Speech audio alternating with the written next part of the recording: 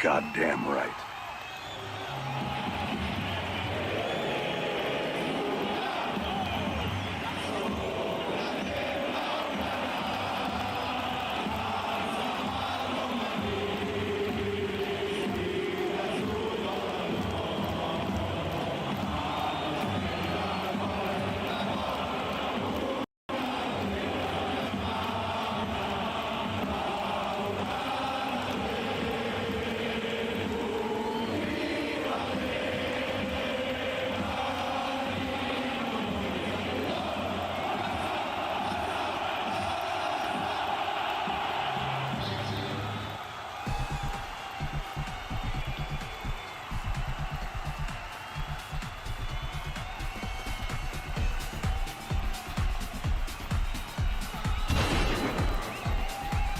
Shut up.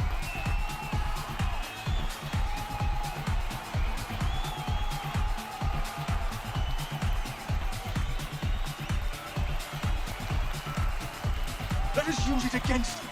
You cannot wield it.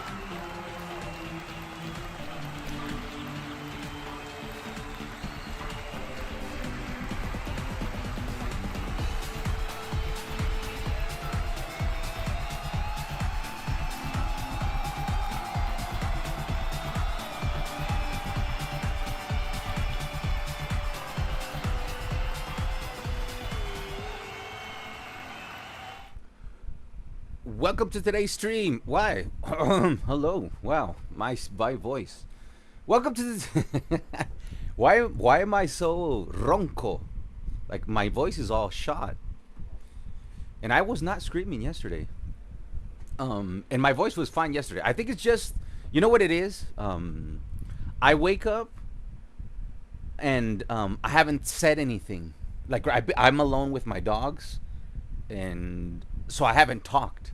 And I didn't realize I haven't talked. And usually I have a routine where I put on some music in the morning and I sing to the music, so that gets my voice warmed up. So excuse my what is it, like a froggy voice? How do you describe it? But after like 15 minutes my voice should be normal because there was nothing wrong with my voice yesterday. Anyways, guys, welcome to the stream. Welcome to the last stream of all. No, it's not good. Guys, here, before we get into the major channel announcement, and I hope there's people from FC26 watching this. You can tune out later because it is gonna affect you. But I do want at least, I hope modernist gaming, if you're there, make yourself present. And if Victor's here, you know, make yourself present. Present. You know, Oxy, that'd be great. But I think Oxy watches this in secret, so it's all good. But if we at least have modernist gaming, because in the meantime, you know, we can shoot the shit, and we could look at Puyol. We compare Puyol to mine. We could play some games. As you can see there, I'm in a really nice position of being 140 points away from Division 1. But you know, I have not been liking the live stream or the gameplay. That's part of it. And I know that I've always like had this reputation. Not always. I would say the first year and a half, you could fact check this.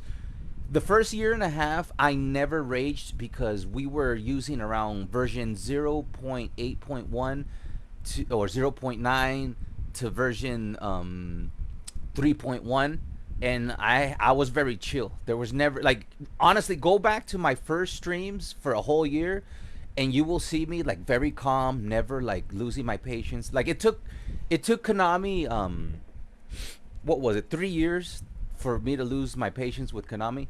So I'm not really having that much fun in the gameplay, but that's just one factor. Especially the last live stream. I just want to say, Eli, sorry for. I should have signed off and said goodbye, or I should have told Elam, and when I said fuck you, Elam, I know it wasn't to you. I meant Konami. Like before I ended the stream, I was already cursing out Konami for this and that and those again. That's just part of the problem.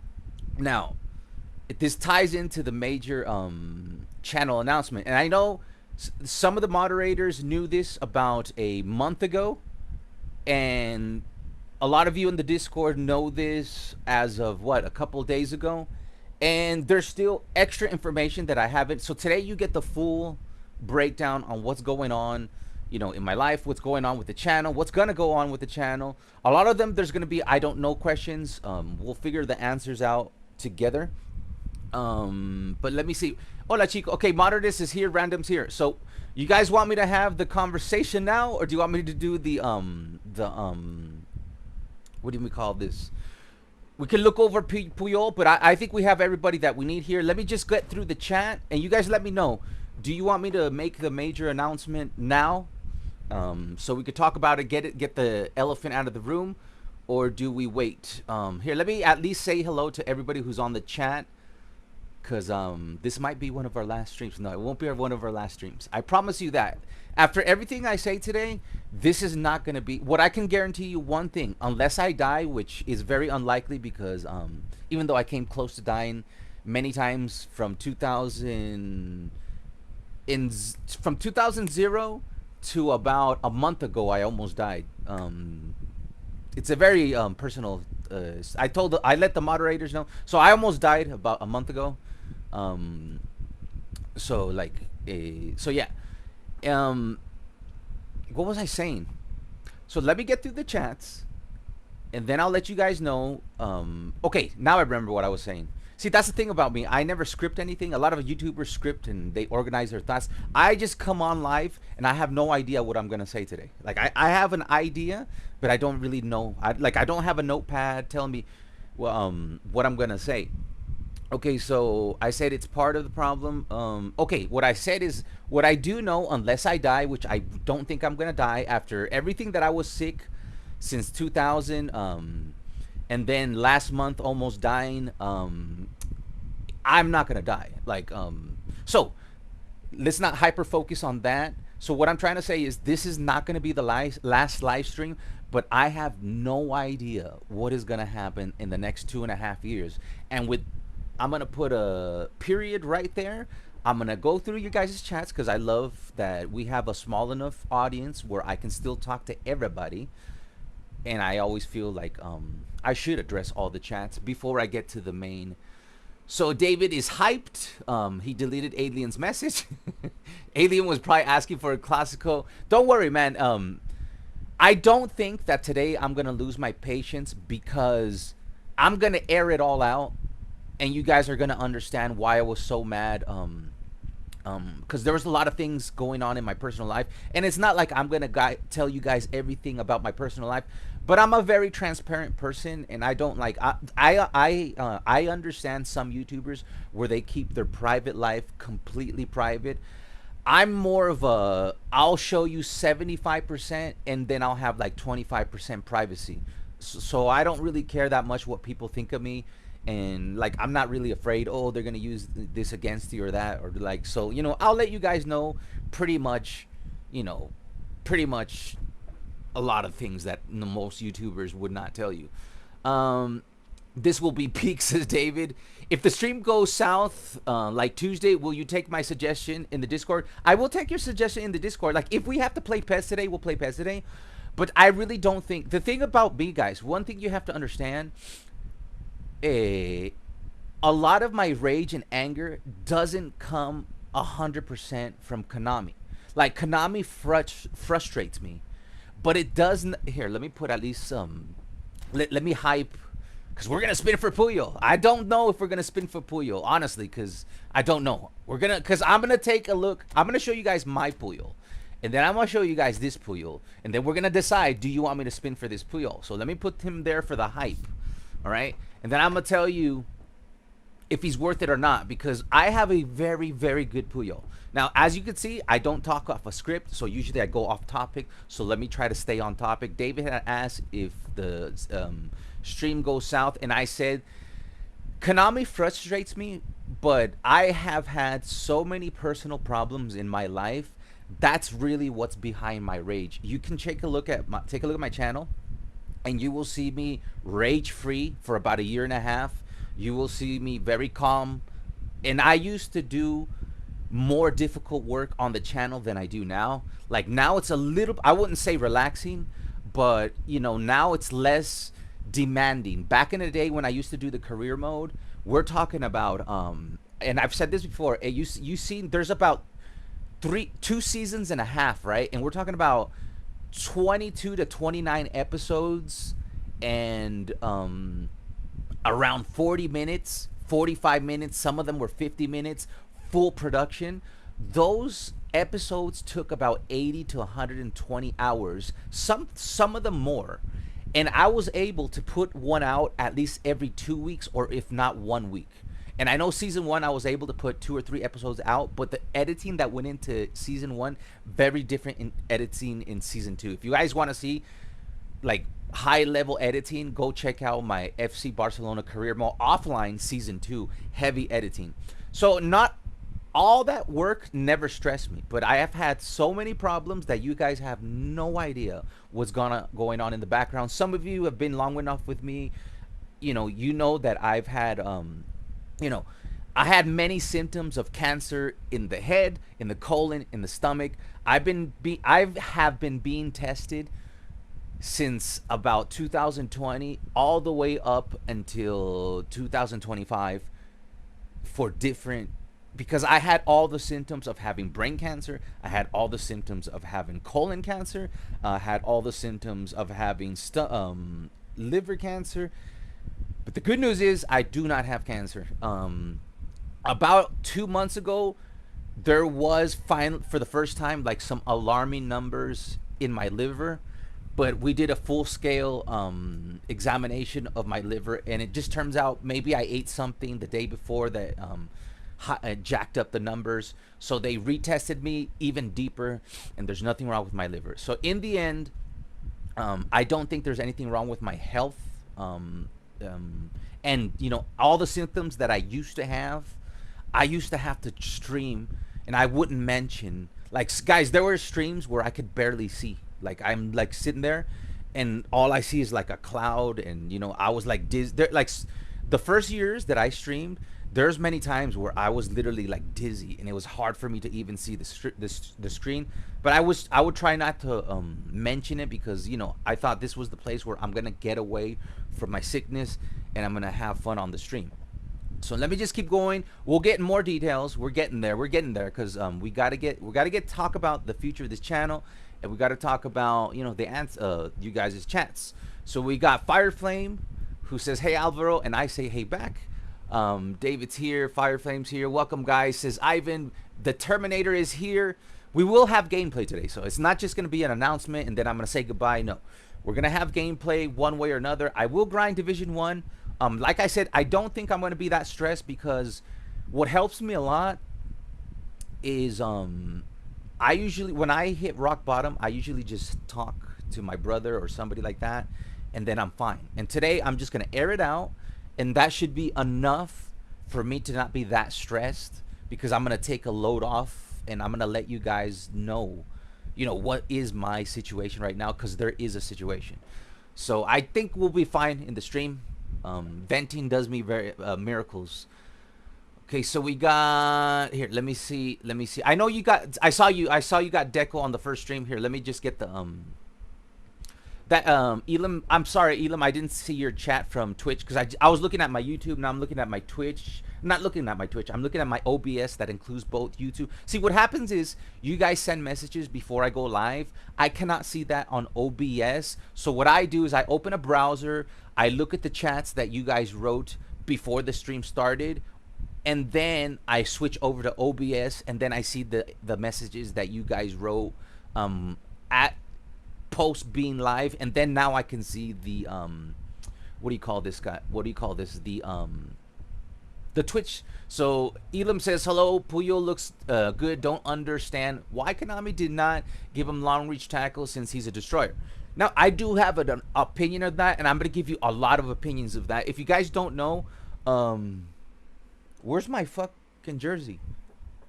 Like, I literally organized my whole room, and I have no idea where my Puyol jersey. I have a Puyol jersey, Barca jersey. I know there's a kit right there, but that's not a Puyol jersey.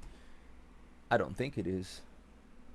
So I have a Puyol kit somewhere. I don't know where it is. So Puyol is my favorite player.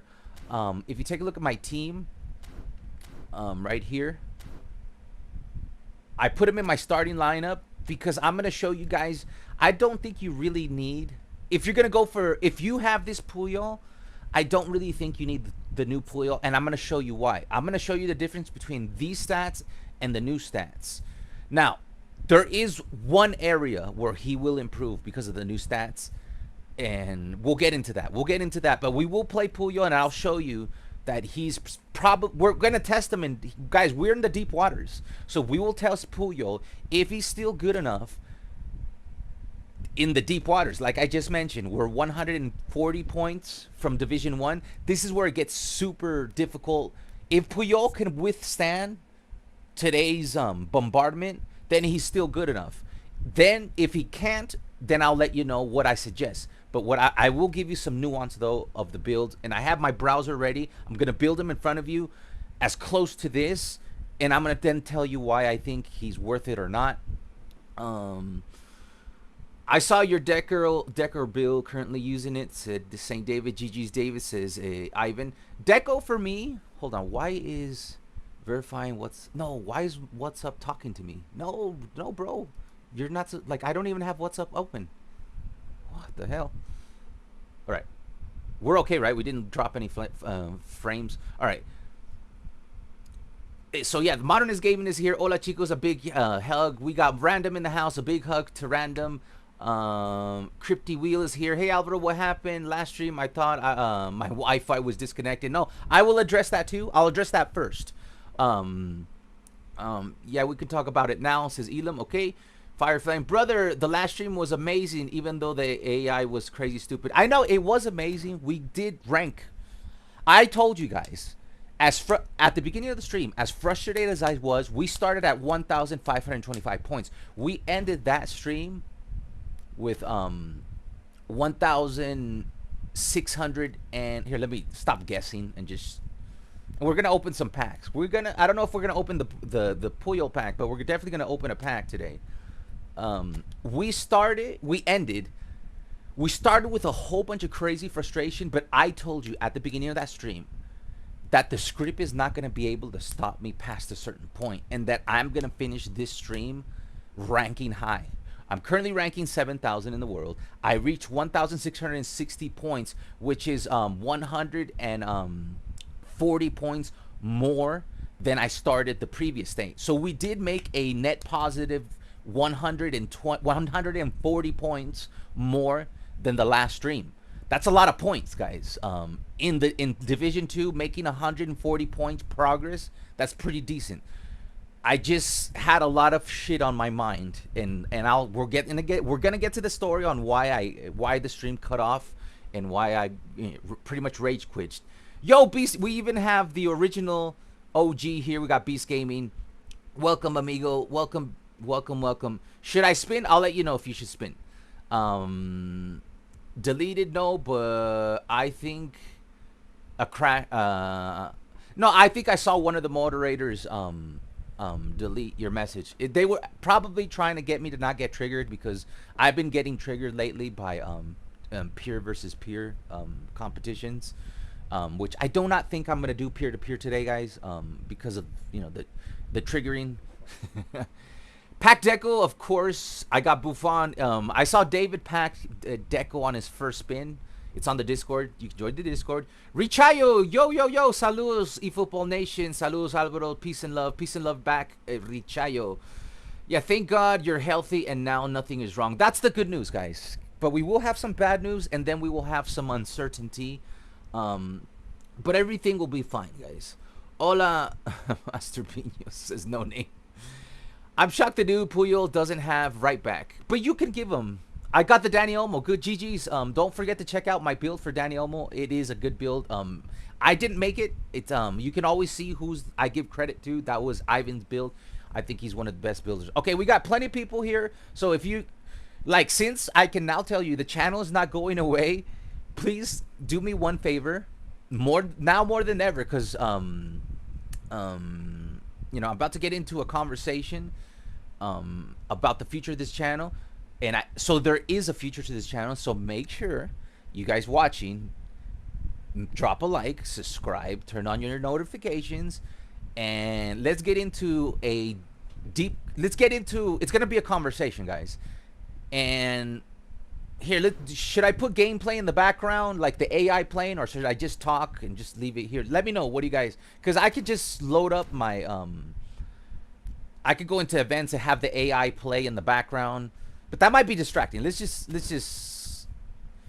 go. Like I said, I have no script. I don't know what I'm about to say. I don't have a notepad open. I do not know what I'm about to say. I just know that there's things that need to be said because the channel is on, like, there's big changes coming around. Yeah, everything fine. I hope you're good. All right, let's go, man. All right, so let's first talk about the last live stream. Now, in the last live stream, I literally just got my laptop, I shut it down, and I said, I've had enough of this. It has nothing to do with Elam. You were smashing me, but you're always smashing me. I just hate playing peer-to-peer, but that's not the reason why I closed my laptop. I told you guys that I almost died about a month ago, right? That led to a chain of events that has permanently changed my life in many ways, including one that I knew that either the channel had either I had 2 more months or I would have a little bit more months. I was in a moment of uncertainty of what's gonna happen in my personal life, where it regards where am I gonna be living, who am I gonna be living with, am I gonna be living alone again? I've lived alone by myself. I was born in Costa Rica. Then my parents migrated to the United States. I grew up in California, and then when I was about 22 years old, I came to live by myself here in Costa Rica. I have probably 80% of my family here in Costa Rica, but I chose to live by myself. And then I lived with one of my best friends, because he was a bandmate. I was in a band. I recorded 2 albums with him, and he lived with me. And then he left to go live with his girlfriend, blah blah blah. And then I had another friend who, he had just got divorced. He didn't know where to go. So I said, why don't you come live with me, and you can come live with me for free, for as long as you want. So that's when I started living with a roommate, and that's who I call my brother. He's not my blood brother, but we got so close. He's been living here for 7 years. I've known him for about 15 years. So like, I kind of saved him when he needed help. Now, unfortunately, he's gonna be leaving in the next 2 months, in like 2 weeks. And I have been living full-time on YouTube. I cannot afford this it's a pretty big house, apartment. It's like, so there's this room, there's a big, I'll show you guys, if you guys remind me on the Discord, I'll show you a picture of my living room. It's really nice. I have a big living room. Right behind there, where you see the window, there's a whole gym. Like, I have my own personal gym. So there's a gym right there. On the other side of that, there's another room just as big as this one, right? And then on the other side, I have a bathroom right there, and then there's a bathroom on the other side of this. And then on the other side of this, my living room is a backyard. That's usually where my dogs just go to, take a dump and stuff like that.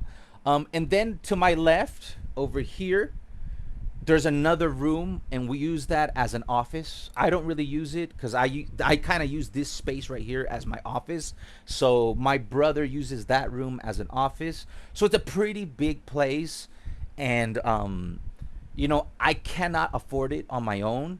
So I'm gonna have to move. So that means, number one, I'm gonna have to get. I'm like. Ideally, if the market was how it used to be, you guys know how it is. We're going into like World War III, and AI is taking a lot of the jobs.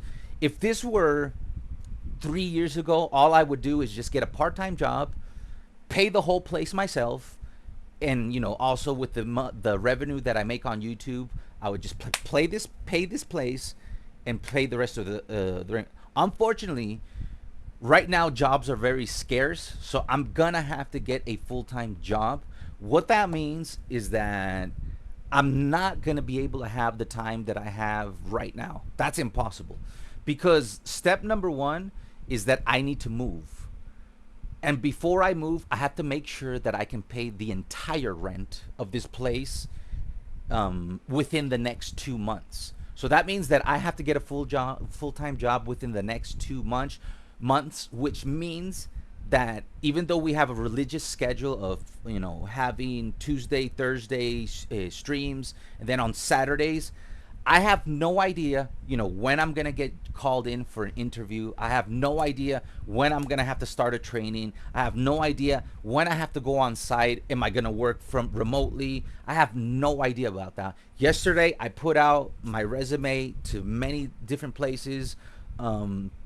I have recruiters that are my friends, so they're helping me with that. But that's just day one, so I have no idea. I might get a call today saying, "Hey, can you come for an interview on Thursday?" So then, hence, I cannot stream on Thursday. So I have no idea for the next 2 months and 2 weeks. I have no idea what my schedule is going to be like. What I do know is that I will continue to stream when I do know that I don't have to be somewhere.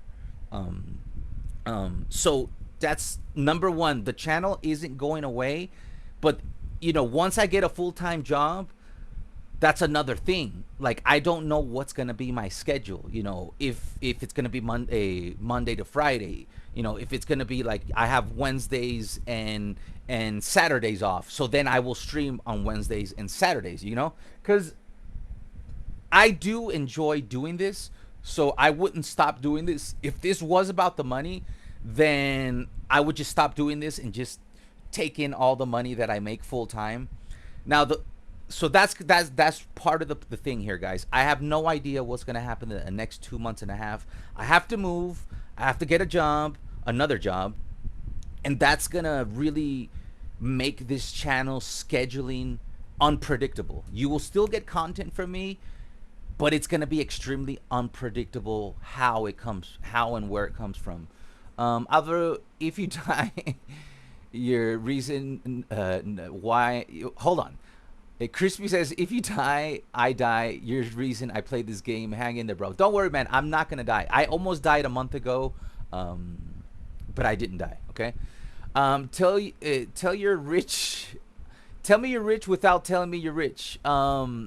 I'm not rich, guys. I used to have a lot of money. I used to make a lot of money. Like, I do have. Like, the good thing is, when I move, I do not need anything. I have full furnished. I have a whole fully furnished place. So I just need a place to put my stuff in, because this place is too big for one person, and I'm gonna live alone. And yes, I used to make a lot of money. You guys can go look me up on LinkedIn. My name is Alvaro Rodriguez. You can look me up on LinkedIn. You can see I've had very high paying jobs. I wasn't middle management. I was upper management pretty much my entire life. So I did make a nice amount of money. I don't really need anything when it comes, I'm moving, and at least I'm not worried, oh, I need this or that. I have a fully furnished house. So when it comes to like moving, I don't have to worry about that. I just got to worry about getting a job so I can pay the rent. I don't need anything else. For now, the gear that we have is good enough for streaming, so I don't have to worry about that. Just joking. Love to hear. Sounds like a nice place. It is a very nice place. I will miss it, but there's a lot of bad memories here. Like a lot of bad memories here. So I'm not that attached to this place. I've been here for about 15 years, and there's a lot of bad things. There's a lot of good things that's happened here. I'm gonna be very happy to move. I'll take my 1 gigabyte. No, I think we have 700 megabytes up, 700 megabytes down fiber optic. I'll take that with me though. The good thing is that you don't have to pay for how do you call this, for moving my internet connection here to another place. They don't charge me, which is kind of cool. So when I move, the internet comes with me, and they're pretty quick. When I asked for their service, because I had another company, they literally got, 2 days later we had fiber optic, and I know the first 2 streams it was kind of glitchy, but we got that figured out. Okay, so that means for the next 2 months and a half, I do not know at all when I'm gonna be creating content. I know I'm gonna put out a Puyol build, but I really have to, guys. Here's the thing about life, man. I used to be a person that would just jump in head first and not worry about the consequences. And part of the reason I was able to do that is because when I lived in the United States, I lived with my parents. I lived with my parents up until the age of 22. After 22, I came to live by myself and become fully independent in Costa Rica. So back in the day, before I was 22 years old, I would literally jump in head first with no fear, and I would do that right now if I tried to do that. If that's why this past month we've literally increased our income on this channel by about $100 more than what I usually make, and that's just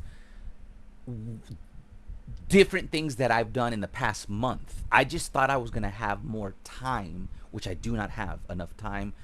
We are about $600 short per month to be able for me to not have a job at all and just be a YouTuber. So, and $600 is not that much. Like you can literally grow your channel and do what I've been doing consistently, where I just increased by $100. If you can increase by $100, you can increase by $200. And so on. But that takes time, guys. That takes about 6 to 8 months, maybe 3 if you're lucky and one of your videos goes viral. So to attach this to the point that I'm trying to make, I used to, dive in head first. And if I knew that if I just stream every single day for the next 2 months and 2 weeks, I would, and I knew that I would make $600 more, I would do it. But the thing is, I no longer have the resources that I used to have to just dive in head first. And, I do not want to be in a situation where 2 months and 2 weeks go by and, it's time to pay the rent, and I don't have the money to pay the rent. And then, I'm out in the street and I have nothing, I don't know what I'm going to do. I just do not want to put myself in that scenario. So I rather get myself out of the scenario that I'm in right now. Like, unfortunately, I do not have access to a backup. I can't just go live, temporarily with, or like, I do not have a backup, guys. I am here on my own. It's all up to me. Like if I lose, if I get kicked out, I'm in the streets, guys. I do not have a backup plan. Like, I do not, like, this has been my home for the last 15 years, and I have depended on myself, and my brother has helped me, but he's gonna be out of the picture in the next 2 months and a half. so then he can no longer help me. So I cannot take the risk of streaming every day and going all in and being like, oh, maybe I used to be like that because if I failed, I was living with my parents. The thing is, I didn't fail, and from then on I got to where I am right now. But I cannot take that risk, guys. I cannot be that irresponsible in just saying, you know what, I'm gonna stream every day, and hopefully we'll be making $600 more, and then then I don't have to worry about getting a second job. Unfortunately, I cannot be that irresponsible, so I will be forced. I'm out of options. If I had the option, guys, I would go all in, but I cannot risk getting kicked out and having to. I do not want to sell anything that I owned. I worked very hard for 25 years to have the stuff that I do have, like guitars, furniture, TVs, appliances, a fully furnished house, a library. I worked too hard for 25 years to lose any of that for being irresponsible. You get what I'm saying? Brother, have you thought about living minimalistic? That's what I'm gonna do. My idea is to live minimalistic and then slowly transition into upgrading. I just need like I said, I'm not trying to like brag. I have too much stuff, guys. Behind me, there's a complete gym. Like that takes up double the space you see here in this room. So, and I don't want that gym cost me, guys, thousands of dollars. Like not only the gym, but all the other working out equipment. I do not want to lose that because I actually, I used to work out a lot, and it's missing from my life. And I know that for my mental health, I want to go back to working out consistently. I used to work out a lot, guys. I used to be in very good shape, work out a lot, but then all these health problems came. A lot of personal problems in the background. I was gonna get married, it didn't work out. That freaking destroyed me. Whatchamacallit? Yeah, like a lot of personal problems have been happening in the last 5 years. So now, so we don't go on and on forever. So let's just wrap this up with saying, like, the channel is always gonna exist because I always wanted to do this for fun. So it doesn't mean I'm gonna stop now. Either when I get a job, if I can only stream 1 time a week, I'll stream 1 time a week. And if I could stream 2 times a week, I'll stream 2 times a week. If I get, now I'm gonna name you now some positive things. What if I donate $600? You would have to donate $600 like at least for 6 months, man. Like if you were to donate $600 for 6 months, then I would just go full. I would go 7 days a week streaming and creating offline content, and then after 6 months we don't have to worry about anything. And then what I would do is then I would just move to a cheaper place. Max, you can donate 500, but YouTube will take 45%. They take 30% of it, guys. I don't know why people keep saying 40%. It's 30%. Guys, YouTube always takes 30% of everything. So even right now, when you're watching me, and if you get an ad, they're still gonna take 30%. So I would not discourage people from doing super chats, donating, stuff like that, because no matter what, YouTube's gonna take 30%. So like I can have 1 million subscribers, they're still gonna take 30%. Like YouTube takes 30% of me existing on this platform. YouTube takes 30%. They take 30% of my super chats. They take 30% of my ad revenue. They take 30% of donations. They take 30% of my tips. YouTube takes 30% of everything. So if my argument is, then what's the point of doing anything if they're already, you get what I'm saying? Like they're already taking 30% of everything. So then if we're gonna say don't do this because they take 30%, then it's like then I shouldn't stream and I should just create my own website so that 30% isn't taken. You get what I'm saying? Donations could be good via PayPal. Yeah, I also have a PayPal, guys, and it is connected to my bank account. Okay, but that's up to you guys. If you guys want to donate $600, I'm not gonna say no. Will that keep the channel alive for another 6 months? Yes. All right, but I'm not gonna like. I cannot like unless I see the money there. I cannot just all of a sudden be like, okay, guys, the problem is solved. Now let me finish. Here's the good news, guys. If I get a full-time job because I know English and I live in Costa Rica, even like I told you guys, I did work middle management for a little while, but then I moved on to upper management for the grand majority of my career. In this country, I'm not looking to get a job in upper management because then I would never have time to do this channel, because I know what it's like to work upper management in this channel, and that means not having a life. So I'm looking for something very basic, even customer service. With what there's a lot of American companies here.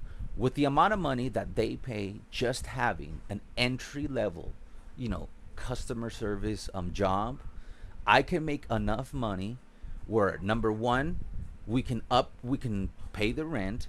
I can live by myself. We can upgrade, get a supercomputer. Obviously, I'm not going to be able to do this like in the first month. I'm saying over like 3 to 4 months, I would be able to get a better computer so we can do faster editing. So we can, and I need monitors. I only have one computer. I do not have extra monitors. I need a monitor for your chats, and I also need a monitor for like when I do this right here. I need a monitor for this, so I can hold on. I'm on the wrong tab, so I can see you guys's what do you call it? So I can see your guys's so I can see this and you guys at the same time. Right now, I can see. I know you guys can see both, but I cannot see both right now because I do not have an extra monitor. Right now, all I see is my OBS. I do not see that web page, and I need to be able to see. So I need 2 more monitors. Also, I am working, like the way I'm streaming on a 65-inch TV that's about LG. That is the worst thing you could ever do. I need to get a video game playing monitor that has the lowest latency. So that means I need 4 screens. I need a computer. I need 4 screens, monitors. So the good news is, with a full-time job, I will be able to get better gear for us to have a much better setup. I would obviously buy a soundboard, and also I have here, hold on, it's blocking. I have a professional microphone. You guys have seen this microphone because every famous singer uses it. This is a very expensive professional Shure. What is this? You can look it up. It's the SM7B. You can literally look up one of your favorite artists. They're probably using this when they're recording in studio or when they're recording live. This is one of the best microphones there is in the world. I cannot use this. Have you ever heard my offline content, how it sounds so nice and crisp? It's because I use this. But I am out of spaces on my computer where I cannot plug this, and it would overheat my system. I have a lot of problem of overheating. So I would love to be able to use this microphone and not this headset with this microphone, which is decent, but it's not professional. This is professional, guys. I already have the gear. I just need the right computer and interface to be able to put it all together. Okay, so now that's the good news, that, I get the full-time job, we upgrade our gear, And then what's gonna happen is I am gonna what as mentioned, I will be living very minimalist. So I'm not gonna go for some high entry you guys could go look at my LinkedIn if you want. I could give it to you. I'm not gonna try to get a job like that. I'm gonna try to get a job where I just need to pay the rent. I can store everything in a safe place. In the meantime, and all I need is my internet and my computer, and I can still live stream for you guys. So to make the story short, I have no idea what's going to happen in the next 2 months and a half, but I can guarantee you, you will still see me at least once a week, twice a week. If I have more time, I'll do content. If I have what do you call it? It's not over, man. My job, my goal is to do this full time in the future. We came this close, guys. We came this close. Like in 2020, let's see, 2000, we're 2026, right? In 2024, if I would have, but it was unsustainable. I was about to say, if I would have just kept on doing what I was doing on this channel, we would already not have to worry about doing this. But it was unsustainable. I told you, it took 80 to 120 hours to do one episode. That was making me a lot of money on YouTube, but it was unsustainable. So I chose to do something that was more sustainable, and I'm having fun. So long story short, the channel will still be here, but just have a lot of patience with me the next 2 months and a half, because I have no idea what I am going to do with my life when it comes to where am I going to be living, where am I going to be working, and when am I going to find stability.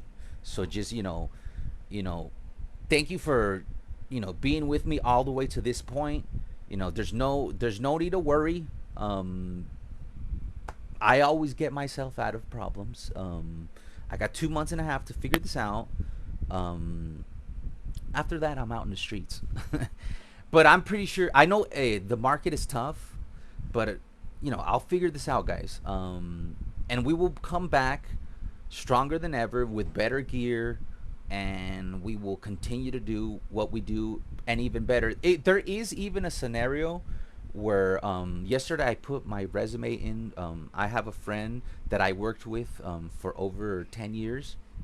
There is a job available that I submitted my resume to, where I would be making, I'd be like a social media manager, and they would pay pretty damn good, where number one, I get to stay here and then have the time to look for a smaller place, then transition to that smaller place, and then make so much money extra that I can literally go live and then pay an editor, which will help this. Like, one thing that's going to help this channel grow a lot is if the day that I have the ability to go live and have an editor just edit my videos for the offline content people to have 15, 20 minute videos on the daily. You can see every other YouTuber does it. They'll go live and then they'll have their editor clip their content into different mini videos.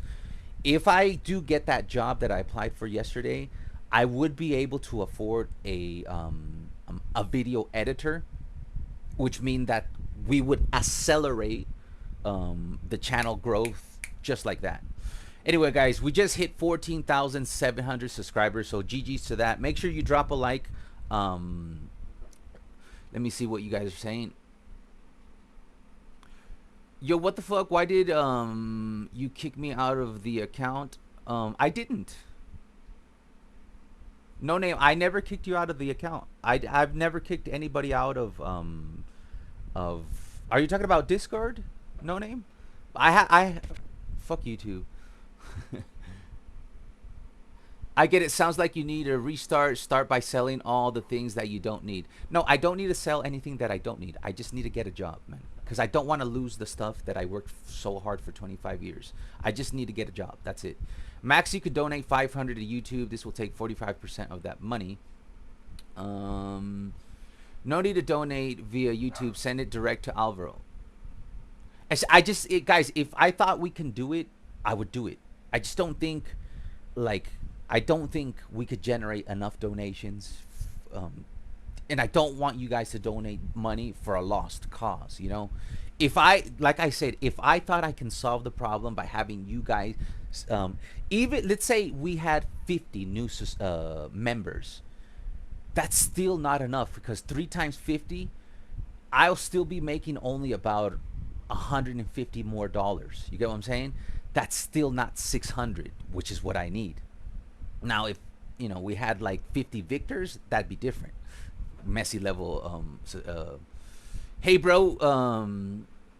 I hope you become so big that you can sponsor all of us 1K coins. I would, guys, and I've said that from the beginning, that if I were to make it big on this channel, I would just start freaking giving you guys, like, literally, guys, you'd be like, who wants a free spin? Who wants me to top you off? That's the kind of person I am. Once I get mine, I'll make sure you guys get yours.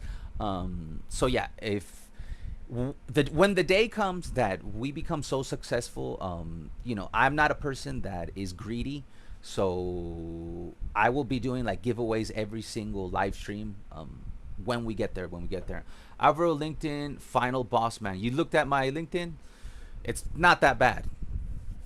The problem is I cannot get a job like those that I had on my LinkedIn, because I would not have a life. Those jobs that you see on my LinkedIn, that was me working sometimes 18 hours a day, man. 13 to 18 hours a day. In this country, it's very high demanding when you're in upper management. Minimal 13 hours a day on a good day, because in this country, with that kind of responsibility that I've been giving, like, the job isn't done. You can't just clock out. The job gets done when the job gets done. Otherwise, a market will crash. You're not allowed to go home and let a market crash. You know what I'm saying? All right, guys. You guys ready for some gameplay? Message me privately on this instant if there's anything we can do, hermano. Okay, I'll talk to you on Instagram, guys. I might make my Instagram public to the members, because, like I said, man, you will either hate me or love me. And I am who I am. I'm not ashamed of who I am. So a lot of people don't like to show, like, their private, and I get that. I have nothing against that. But the thing about me, man, I really don't care what people think about me. You might go into my Instagram and be like, oh, he's into that stupid shit. Like, fuck Alvaro. Anyways, let's take a look at, like, okay, let me wrap that whole idea up. Hang in there, guys, because I'm gonna hang in there, and let's keep growing, man. Let's keep going. Let's push. It's gonna be tough, guys. The next 2 months and a half is gonna be tough. And also, I want to say sorry to Elias, because I have never, you guys have seen me throw a chair. One thing I have never done is just log off and not say goodbye to you guys. And that was yesterday, was not yesterday, on Tuesday, it was the first time I ever just I literally live stream quit. Instead of rage quitting, I rage quitted the live stream. I closed my laptop, and that was the end of the stream. So my apologies to you guys. You guys deserve more. The thing is, that day, my intuition was telling me that something was about to happen. And lo and behold, just a few hours after that day, I found out 100%. So that whole stream, I had all this anxiety just building up. And then Konami was being annoying. And then I had all that in my mind.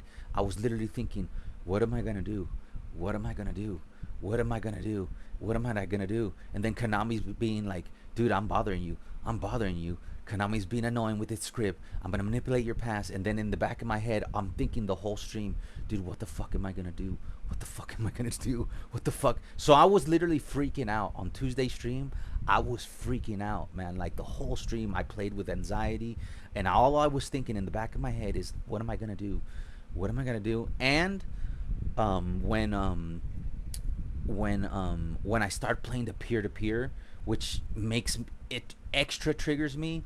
Like I had fake shot, and the guy slid, and then Eto'o didn't put the goal in. I just snapped because all I was thinking is like, what am I gonna do? What am I gonna do? And I was just super annoyed by the gameplay, so I just raged quit. I closed my laptop, and then a few hours later, I had a conversation where I found out that not only was I right in thinking, what am I gonna do? It was officially given to me, bro. You got 2 months and 2 weeks, and that's it. And then I was like, it's like I knew it was coming, man. And that day that I was streaming, I knew, like, I can feel it. I can feel that that moment was coming. All right, guys. Anyways, please help support the channel by dropping the like because it ain't over yet. We're gonna bounce back. We're gonna see, like, hang in there. Just be patient with me the next 2.5 months for me to get everything resorted. Guys, I have literally, look, man, I have literally, I'm those of you that are here that want to see gameplay and Puyol and this and that, just give me 3 to 5 more minutes and we'll get the gameplay. So let me just finish, guys. When I left the United States, I came to this country with one, and the suitcase it's in the room right next to me. I came here with one suitcase. I didn't even know I was gonna stay here. I just remember calling my parents saying, "I'm not coming back. I'm gonna live in Costa Rica." And I had, guys, I had just enough money to pay 1 month's rent. So I was in a worse situation. Now, I could have just gone back to the United States. If I would have failed, I could have just gone back to the United States and lived with my parents. But I didn't fail. I came over here with one suitcase. I literally lived on the floor. If you look behind me, I have this. I know it looks small on the camera, but behind me, this bed right there, that's a 2x2 king size bed, like 2 meters by 2 meters. I know it looks small. You know why I have a big bed? Because I slept on the floor for many months when I came to this country. So I came to this country with just enough money to pay 1 month's rent. I got a job like within the first 2 weeks, and then I was able to pay rent for month two. And literally, I spent months like sleeping on the floor. I had nothing. I had like a microwave, and that's it. A little fridge and a microwave, and I was sleeping on the floor.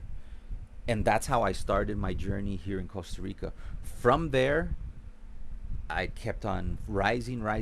So if I was able to do that, guys, we'll be able to get through this moment because I know what it's like to have the feet. Let me tell me one last story too. The way I became a supervisor, now moving from middle management to upper management, it was very hardcore in this country. There was literally 13 dudes, right? 13 highly qualified dudes that had been working for the same company that I was working for at least 5 years, right? And they straight up said, "Look, man, we've chosen you 13. Maybe one of you will become upper management. Maybe none of you. We don't care." And they literally put you in sink or swim. And out of those 13 people, I was the one guy that survived everything. Like, I don't know if any of you have ever run an account. Like if you look at my resume, where I worked for 9 years, I only had to manage one account where I managed 13 engineers. When I first became upper management, guys, I managed up to 300 people at a time. Sometimes, like my first day in the field, I had to manage 7 accounts. In today's day and age, people only manage one account in the industry that I'm in, when I was put into the field after 2 weeks of training, they put us all. By then, there was only about seven of us left, or maybe five. And those five of us, they threw us out live. And we each had like 7 accounts. And we had to make sure that because back in that day, the company that I worked for was making so much money that they made so much money that they can afford to lose accounts if one of the rookies fucked up. So I'm sitting there with 7 accounts, man, and I smashed it, man. You fast forward just 8 months later, I broke every single record there was in that company when it comes to managing. On Sundays, just for kicks, they would give. There was about 130 accounts, just for fun. On Sundays, they would give me every single account, and I would manage it for 3 hours, and I would raise production in every 130 accounts. Like, I've done some crazy fucking shit in my life, so don't think I can't get through this moment, man. When it comes to sink or swim, I usually end up swimming. So I'm betting on myself, and I hope you guys are betting on me. And I think we've talked now for an hour. I think you guys have got a pretty good screenshot of what's going on. So, be extra, just be extra patient with me. If I can't get you the content that you want, I kind of have to like prioritize, getting my resume here, doing an interview there, getting my life stable again. All right. With that said, GG's, and let's see if we can have some fun today. All right, guys. Yeah, man, it's weird feelings. I feel 22. I am 22, and I have got some weird feelings that I have not done anything yet. Don't worry, guys. When I was 22 years old, I had accomplished nothing, man. Nothing, man. Literally nothing. Nothing. But man, the thing you can accomplish in just 1 year, you'll be surprised, man. If you're really passionate about something, and I do not believe we do live in a meritocracy, but you do increase your chances of doing something special if you have the advantage to get the education that I got. I was lucky that I went to, you guys can go look on my LinkedIn. I went to Moreau Catholic High School. That's one of the most prestigious high schools in the United States. So I was able to get a very good education in the United States. That helped me, be able to get good jobs in this country. I was lucky that my parents were well off. So by the time I was 22 years old, I can afford to disappear into Costa Rica and, make a life for myself. Because if I would have failed, I could have just gone back to the United States. But, I was lucky. I was lucky that I can speak English the way I do. I was lucky I got the education I did. I was lucky that my parents, invested in me as a kid. In every way, so I would have the tools. And not a lot of people get the opportunity. Some people, they're born in poverty, so the line is extra difficult to get out of poverty, because it's not the same, man. I literally started like on the 50-yard line, where there's some people that they start on the 0-yard line, and they gotta fucking grind their way into fucking success. At least I was born on the 50-yard line, and I just had to run 50 yards to get to the end zone. So, I was lucky with many things like that. Put house on Alvaro. I have 2 houses. If you went through that, you can handle remontada. That's what I'm talking about, man. That's the kind of energy. What we're gonna do is a life-changing remontada. That's what we're gonna do, baby. So with that said, guys, GG's to everybody who has been with me since we started this channel a little bit over 4 years ago. Puyol's build. We got Puyol's build here. We're gonna take a look at Puyol's build. So just a big GG's to everybody who's been with me since the beginning of this channel. It ain't over. We're gonna do a life-changing remontada. Okay, now I'm gonna tell you why I do not like that build. Now we're gonna get into some wonkiness. So it's remontada, guys, and we're starting today. As you can see, I'm here streaming. I'm not logging off. We're about to have a little stream, and on Saturday we're gonna have career mode until I am forced, to be off this channel. I will continue to give you guys live streams and content until I am forced not to be able to. And even if I'm forced to not be able to, I will still come back and do a remontada. Whether it takes me a week, a month, 5 months, I will be like, this channel will keep going no matter what. Whether we're doing it once a week, twice a week, 3 times a week, 8 times, 7 times a week, this channel will keep going. I'm not going away. Remontada time. All right, guys. With that energy, we have now reached 14,701. We're very close. We will celebrate those 15K subs still. Now, should you go for the new Puyol or not? In my opinion, if you have this Puyol, and we're gonna play him today. If you have this Puyol, look at this guy's stats, right? And let's compare him to the one that St. David just fought. And then I'm gonna make my personal build for Puyol. I could save this, right? Tell me I can save this. Oh man, I thought we can save this. You're not allowed to save screenshots. What is this? See, I can save shared media. What's this? Guy has like some porn on there. Is it this one? I wanted to do a side-by-side. All right, just off the cuff, the difference in the defense is just by 1. You could see that mine here. Here's what we're gonna do. It'll be easier to do when I open the browser and I do my own build. But I wish I can save. I wish I can save that and just do a side-by-side. We would be like right here and right here. Okay, so if you look at my build, my aggression is at, it's not at 100, but it is at 99 and 99. His tackling is 96. Now this version of Puyol is 28 years old. Where are you living? I'm living in Costa Rica.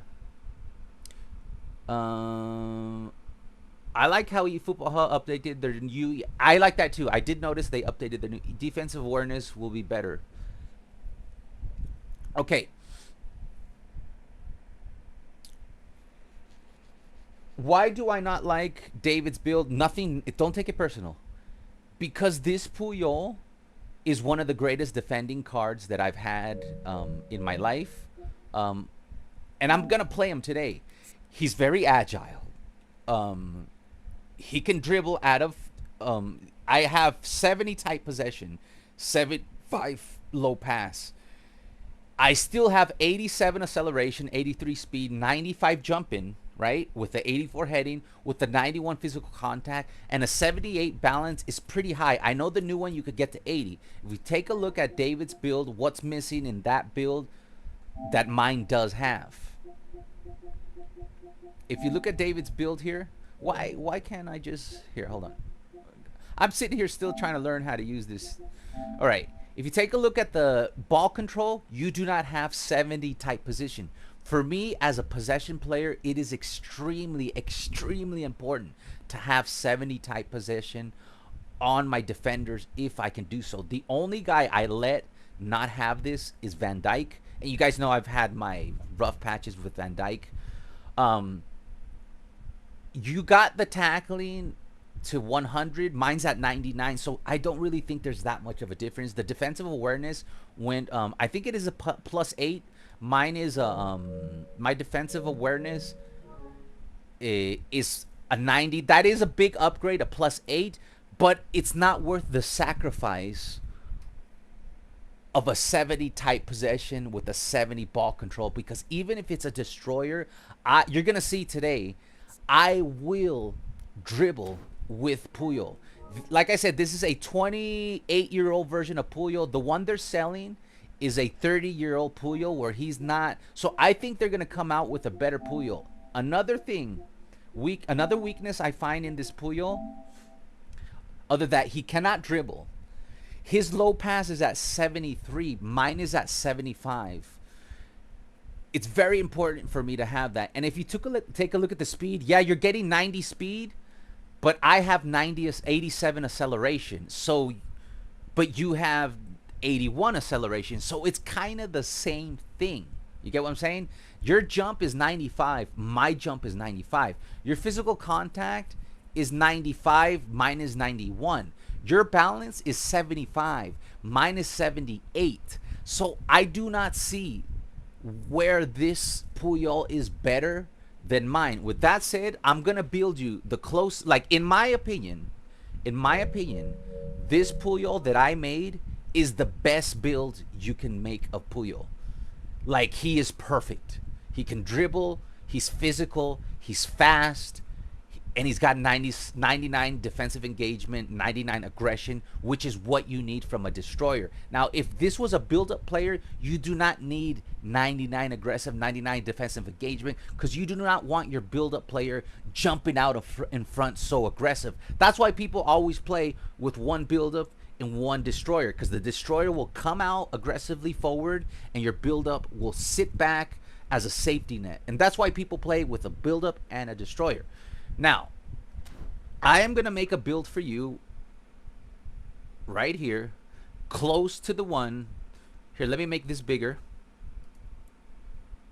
I'm going to make a build for you close to the one that I have. That would make them similar to the one that I have. And you will still see that he is not worth it, in my opinion. If you do not have a Puyol, of course, Puyol is cool. He's my favorite player. He's on the, I have a jersey. He is my all-time favorite Barca player. So let's take a look at this.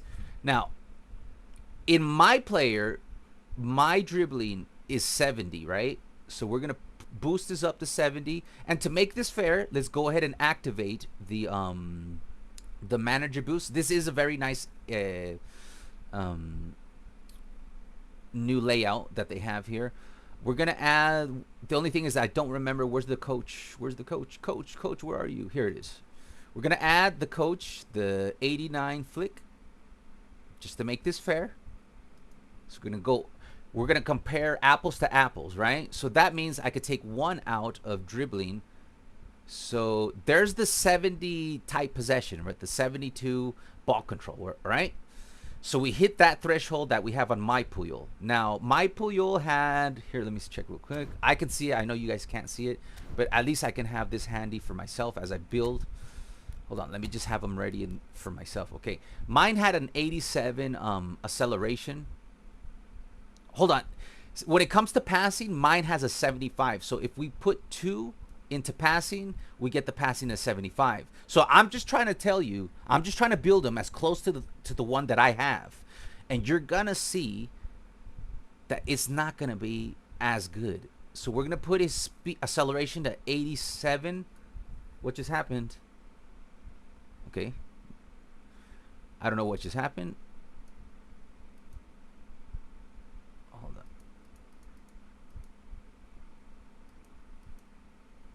Jesus, what's happening? I think it's blocking pop-ups. Okay, it's getting crazy. Dude, is my streams crashing or something? Hold on, let me check what's going on. See, it's crashing for you guys too. Well, I'll try you build, but I'm just trying to get this build out there. Why?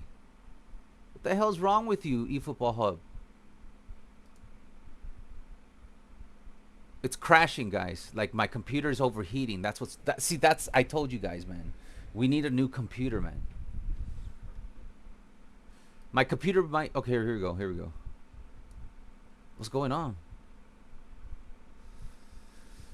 Oh, my days, my nights. See, man, very inconsistent, man. That sucks. Hide this. It's still working. Yeah, we're still working here. But see how what I mean? That I do not even have the equipment. Here we go. We're back.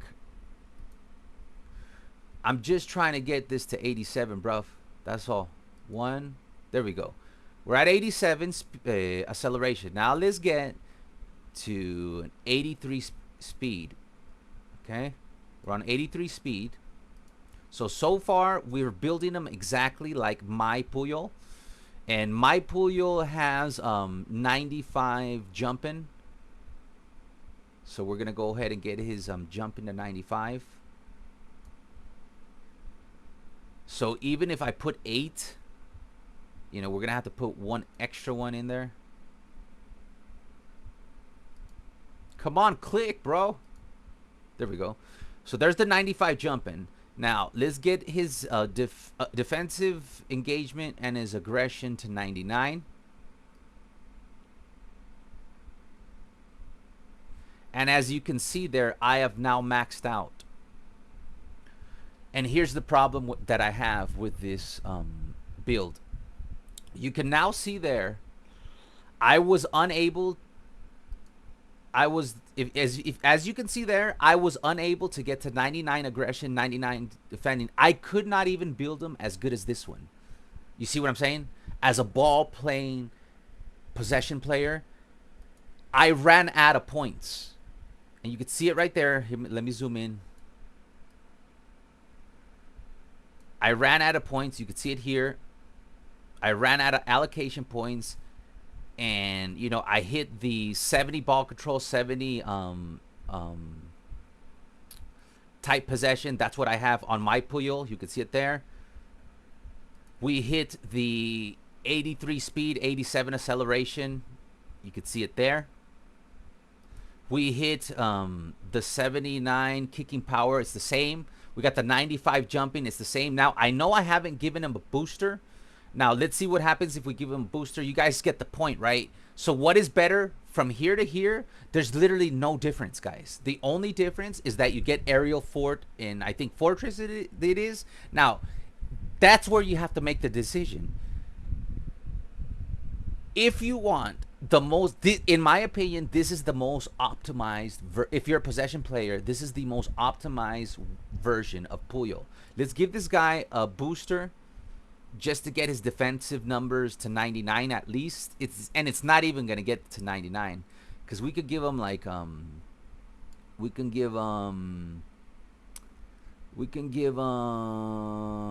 see here, shutdown, and it's only gonna get to 98. You see what I'm saying? So this Puyol is not even better than my Puyol if we were gonna try to get a build similar to my Puyol. And in my opinion, now I'm gonna do Elam's build. Now, in my opinion, I would not spin for this card if I have this card, because it really. I'm gonna do gameplay, guys. I'm gonna show you just how agile Puyol is. And the problem is, man, I cannot play with players that do not have agility out the back with build-up. So I'm going to go ahead and do Elam's. But there's not a huge blank screen right now, right? You guys can see. You guys can see. Here, let me see.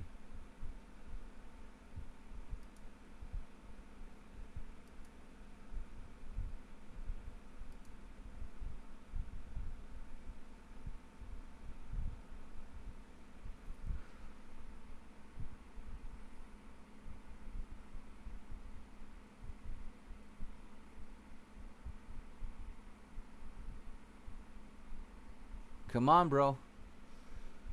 Is there a blank screen, guys? I can't screen right now, right? You guys can see. No, you can see. You can see. You guys can. You can see. You can see.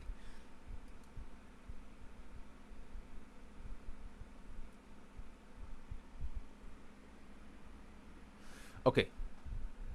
Now I'm gonna do the build. I'm gonna do the build that let's see here. Somebody try this. 7 into dribbling. Okay, now we're gonna take a look at Elam's build. Anyways, he said 7 into dribbling, nothing into passing. So let me restart this. So yeah, as you can see there, the new one is not better than mine. When we build them the same. So you said let's see, you said, see, this is why it would help if I had a double screen and then I could see both, because I have to keep going between one browser to the other. I have to keep switching from OBS. You said try this build, 7 into dribbling. Okay, so we'll put 7 into dribbling.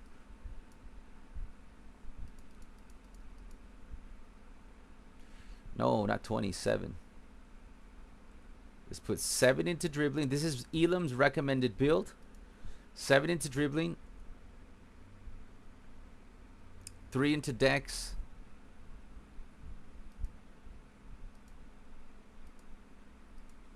3 into dex. 6 into lower body.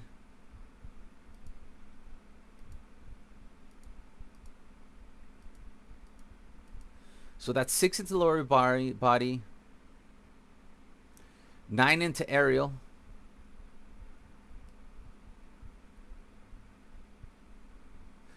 And remember, Elam is one of our official builders. 12 into defending.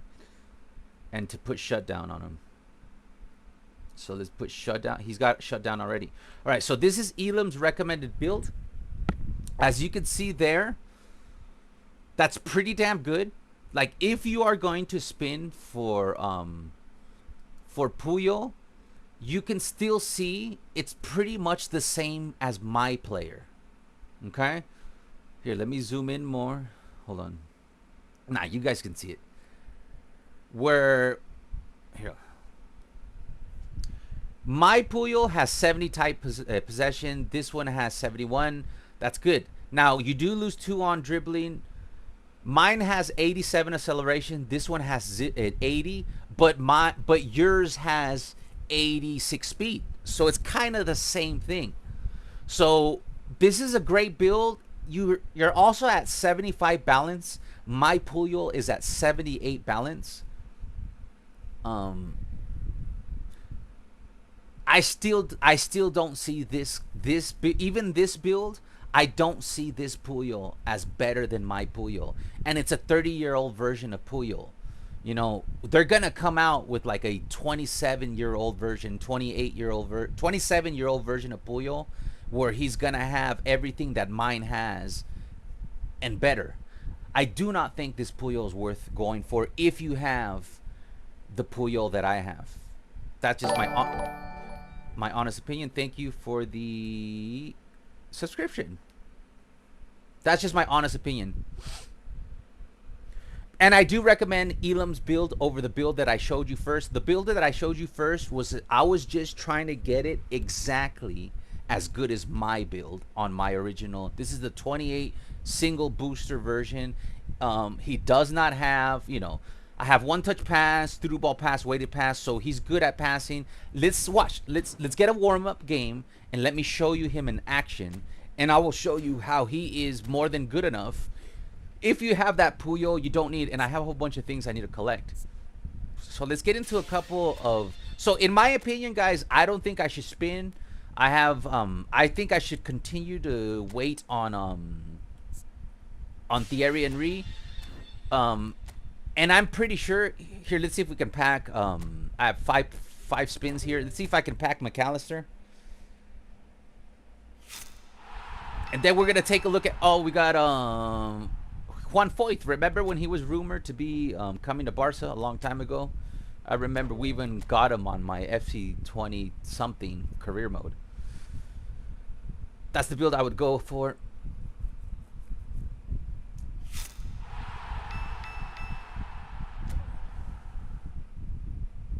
What did we get there? Did we get anything? I didn't even see what we got. Hold on. I literally just went past it so fast I didn't see what we got. What we get? Okay, just a bunch of shit. Get a bunch of shit. Only GP. Yeah, we only got GP. So yeah, we already got Daniel Olmo. The build is available on my channel, and it's available on Instagram. It's in the video description. Okay, more crap. It'd be nice if I can get. We got 2 more spins. We're just trying to get McAllister. He's an orchestrator. We would build him real quick, and it looks like. I mean, we're gonna have 5 more chances because we're gonna play. All right, no McAllister with those first 5 spins, but here, let me do before I go into divisions. Let me do just a warm-up match, and I can show you how good my Puyol still is without long reach tackle. We do have a spin. I wish you. Why did they stop giving free spins, man? So in this one, we got a spin here. There is Paul Kubarsi in here. So we got 1 free spin. What are the chances of me getting Paul Kubarsi? Probably 0. Oh, we got Paul Kubarsi.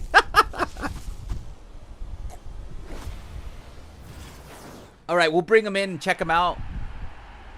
Look at that, man. Look at that. And just like that, we got the only Barca pack player in the pack. All right, we'll bring him in just to see what he's like. And in this pack, we have Joao Cancelo. What are the chances that I get Joao Cancelo? What are the chances that I get Joao Cancelo? Okay, we did not get Joao Cancelo. Okay, that's fine. None of the, I don't know. In my opinion, most of these Player of the Week cards cannot compete with the new cards, the premium cards. Okay, we're gonna hold on that. So let me just bring in. We're gonna have let me play an event match, just to warm up, keep the sanity up. Here, let's go in here. I'm gonna play Puyol right here. You're gonna see he's gonna be able to get the job done. Because I don't want to put him here. I don't want to play with 2 destroyers. That's another thing, guys. If you have Lilian Thuram, like, you're going to have to play something like this. You don't want to put 2 destroyers. The same reason I told you earlier. One of them's going to push forward. You want your build-up player to stay back. When Lilian Thuram aggressively moves forward, because you can see he has 99 aggression. When he aggressively moves forward, you're going to want the build-up player that even though he has 96 aggression, he is still going to stay back and protect the final line of defense. And if you play 2 destroyers, you're going to leave a gap. Now, if you're hella good and you manually switch very quickly, of course, you can play with 2 destroyers. Back when I was peaking and y'all couldn't even beat me for a whole year, I played with 2 destroyers. I literally played 4-3-3 with 2 destroyers, and you guys couldn't beat me for a whole year. Now, I don't remember the last time I can beat you guys. That's how washed I am. So I would play Puyol like this. 3 center backs on the side, a build-up on the side. Now, let's bring in Paul Kubarsi to have fun. We gotta go get him out of the reserves. Hold on. Give me 1 second, guys. We're going to play 1 warm-up, and then we're going to get into divisions and see how well that goes. Hold on. I'm going to have to send people. Here, let me send this Araujo to the, not the bin, but to the backups. Okay, then we'll go to backups. And we will bring Paul Kubarsi into the main list. Now he's on the main list. And now let's take a look at what he's got. And I'm going to start him. Hold on. Up here, buddy. Order by signing. So we got Paul Kubarsi. Let's take a look at what he looks like. So I'm going to bring him in. He's a 99 overall. Now let's take a look at how does he compare to the Paul Kubarsi that was the special Paul Kubarsi. Let's see here. We have a very nice Paul Kubarsi right here. I want to see how it compares to this Paul Kubarsi. So, the old Paul Kubarsi has better ball control, 85 tight possession, so that's bad. The passing on the old Paul Kubarsi is still better. The heading on the old Paul Kubarsi is still better. The speed on the new Paul Kubarsi is better by 3, When it comes to speed, when it comes to acceleration, it's better by 4. It has 4 kicking power. So when you see the jumping is the same, the physical contact is the same. The balance is much worse. I'm not even going to test them out. You could see the defense, all he's getting a +2. Yeah, he's just getting +2s. So this is not even better than the Pau Cubarsí card we had. So I'm not even going to test it. It's not worth it. He's not good. So let's bring back this guy because I'm not going to waste my time with a player that's just not that good. All right, now let's get into gameplay. Compare the Cubarsí to the recent one. Yeah, that's what we just did. The new one is not better than the one. And if you guys have this one, just keep using it. It's a good build. I'll show you the build real quick. To me, this is the best Pau Cubarsí. Now, it's not a standard card. This is the one that you can get at a selective contract. No, it wasn't a selection contract. It was like a pack of 1 of 8 or 1 of 11 or 1 of 12. Something that like that. We were able to pack them like in the second spin. And his his build is on the channel. But it's 00455588. Simple build. This is a good build. If you bring him in, you know what? Let's bring him in. Let's bring him in. That's what he looks like. And let's go ahead and play. Okay. Let's bring him up for the warm-up match. So I'm gonna play one event just to warm up, and then we're gonna go in and hit up the oh man, you know what, that changes my mind. Let me just keep Van Dijk there. I don't know, I just don't want to get frustrated, so let's just play like this. All right, so I do have Cruyff back in because I don't know where he's getting them because I don't know, but he does have, let's see there, what's that, that's 12, carry the 1 4 5 6 70. He's got 70 plus goals, assists in 104 games. That's not bad. I don't know where he gets them. I don't notice him. I did rebuild him. So I brought his dribbling to 95 to match his 95 acceleration, 94 speed, and still have 90 finishing. So I rebuilt him. This is my new build on Cruyff. Let's see if this build works. 98 ball control, 95 dribbling, 95 possession. The other one had 90s. Deep line Cruyff levels way better now than before. All right, so let's try this deep line Cruyff as a inactive play style AMF. And yes, this is a brand new build. I have never used this build on stream. So let's see how he does. And Pedri's been up. So let's take one warm-up match and then we'll go into the you never know, man. Maybe today, since I got all of that off my chest, I'll obviously get frustrated with pass manipulation, but I do not think I'll explode because, you know, I was able to take all that off my chest at the beginning of the stream. All right, so we will be playing Puyol, and we're going to be testing, is he good enough, not only here, but in deep waters of Division 2. Okay, so this is my Gala 11 and backup for now. We're going to use that in the... Yeah, I think the Deep Line Cruyff has been buffed and cooking for me as of recently. I think maybe a lot of people were complaining like me, and they're like, okay, because, guys, he just did not have the sauce that the other Cruyff had out the gate, and he didn't have the sauce of, remember the Dutch deep line forward Cruyff? That one had a lot of sauce. This one did not. Love to see that new Camp Nou. By the way, GG's to us coolers yesterday, 7-2. Hold on, the AI is on. Let me take off the AI. Show of vivid color and vocal cords. The new look Camp Nou at its best. If you're just joining us, we are already underway.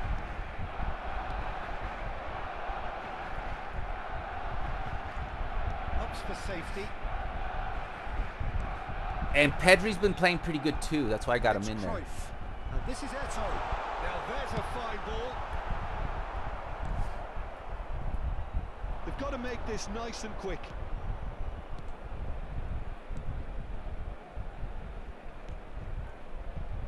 Knocks it out wide. Nicely weighted ball. And the shots! Not a great start.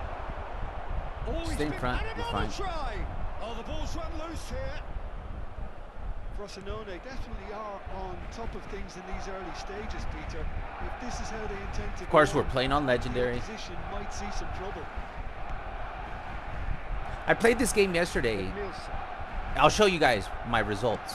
Passing It is was pretty damn crisp good. and sharp. Pedri. Anything noteworthy in the early part of the match, Jim?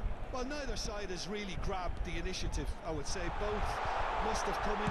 There it is. It's the first one. Nice goal. Does an anchorman as a CB behave like a build-up or a destroyer? He plays more like a build-up, in my opinion. And I know because I used Edmilson at, like, what I did for many months. You saw it here on the channel. For many months, you could see it. Edmilson here is an anchorman. For many months, I did this. And Edmilson would act like a build-up player. So I would say he's more like a build-up than a destroyer, an anchorman. Perfect start. They are already ahead. Turns back here, probably the best option. And the two sides separated by the game's only breakthrough moment to this point. 1-0 the score. I pulled Played out wide, and he's in on goal. I pressed the wrong button. I pressed square. Remember, press X, X, Not the X, best X. of headers. Gotta learn my lesson, man. Gotta press S.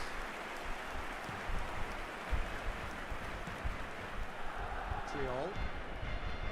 Barcelona are very much in charge here, dominating possession and a goal to the good. Pedri, very much a man of this moment. Frosinone look happy to sit back for the moment here. See, Yeah, Puyol is everything still, they do, look screams how quick he is. counter-attack, but I could it's a dribble long with him counter-attack. because he's not too When tall. they win it back, I they're can not pass. wasting I'm any not time. afraid, but look They're how just trying to clunky get the this guy runners is. Look away at Mr. as quickly Snail as there. possible. And that's a build-up player, and Carlos. Puyol's a destroyer. I will always measure up whether I get a new Puyol, not because he has aerial fart, Pedri. long schlong. It'll always be, can you have And better it's stats Puyol. than this one? The day a Puyol comes out, see, look, did you see how I was able to, look right there. With this Puyol, that's why for me it's so important to have that 70 ball control. Look at Puyol's movement right here. And it's This is a Puyol. destroyer, finesse dribbling. I turn around, get past the defender. That's just a stupid pass. That's my fault. But if I cannot do that, Knocks it into space. then I don't think a player's worth it for me. And I know a lot of people that play meta don't need their defender to be able to do that. I do. Like right here, I don't have to worry. You know, I play Puyol, he's a destroyer, but you could see he's safely securing the flank. Puyol. And Edmilson. See, he's not pushing forward Very nearly half an hour gone here. unless we all push forward as a unit. You can see him on the lower right-hand corner. He's sticking back. Now Cruyff. And in real life, he played right back and left back. And I did give him right back, but we're using him as a center back on the right-hand side. Edmilson. And it's Van Dijk. But see, I see right there. Look how difficult it is for me to do what I did with Puyol. Look, I just tried to do the same thing. I'm super canceling, and I still almost look at Van Dijk. Look, I'm trying to turn. I can't turn. Almost too late. If we're playing divisions right now, I would have lost the ball there because Van Dijk cannot do as a build-up player what my Puyol could do as a destroyer, and that's why I do not recommend you get the new Puyol unless you do not have a Puyol. Strokes it back. He's got no Like the choice new here. He Puyol had to go does cover backwards. one weakness. But it's Like, Thuram. here's my suggestion, man. If you go for the new Puyol, set yourself up like this. You do not want to put Puyol. No, if you go with the new Puyol, you'll be fine. But you're gonna have to put a build-up player next to him, right? So if you love your build-up player, you know, I'm sorry, if you love your destroyer, then this is not gonna work out for you, man. Just trust me. Just trust me, bro. This is not gonna work out for you. Or you could do something like this. That'll work. Or you could do what I'm doing, something like this, in between. That'll work. Now, the new Puyol does solve one problem that my Puyol doesn't have. Even though I have 95 jumping, he will lose balls in the air. The new Puyol does have aerial fort. Now, with that said, that is why I play Puyol here, because I could set myself up like this, guys. I could set myself up like this. Lilium Thuram, I made him, you could see right there, 72 low pass, 75 tight possession. I made Lilium Thuram. I'm very consistent how I make my destroyers. They can all dribble in their 70s. That's 75, this one's 70. So Lilium Thuram is even more agile. So I can play like this, but why would I not play like this? Because my Puyol, the greatest weakness he has is that he does not have aerial fort. He will concede goals in the air, unlike Van Dijk, who will not. So that is why I set him up on the edge. That's why this does work. But the new Puyol, you could play him as a center back next to a build-up player because he has aerial fort. And it's Pedri. Now it's Eto. Look at the Here's the new Cruyff with the goal. So yeah, the new Cruyff finally getting. I didn't have any Puyol card. Is the new one good, worth it? In my opinion, if you have Cannavaro versus Puyol, who better? Cannavaro. Because I do have a double booster Cannavaro. My double booster Cannavaro is better. I would wait, man. Because Puyol is good. His player ID is good. But we did a whole... all you have to do is rewind for about 40 minutes and you'll see the breakdown I did. My Puyol is still just as good as the new Puyol. And the only weakness of my Puyol is that he doesn't have aerial fort. So I play him on the side. And I have my destroyer Lilium Thuram, who does have aerial fort, play that area where is like here's the middle. That's where most aerial duels. You can see right there. Puyol steps forward with his aggression. He's just as good. And in my opinion, Deco is not that great, man. Like, is he good? Yes, but why? I have a Deco, right? Why do you think I never bring in Deco when I have, you know, I have Frankie De Jong, I have Pedri, and I have Xavi?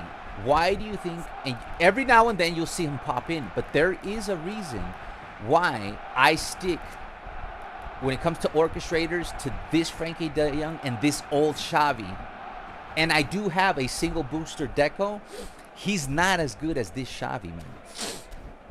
Or even that box-to-box Pedri. Because they are similar, even though one's box-to-box. But in my opinion, the best player in that pack is Buffon. In my personal opinion, I have used many Suarez. I have used many Puyols, guys. Many Puyols. Like the Puyol that I used to get every single Puyol that comes out. So up until that Puyol that I have, I did buy all the previous Puyols.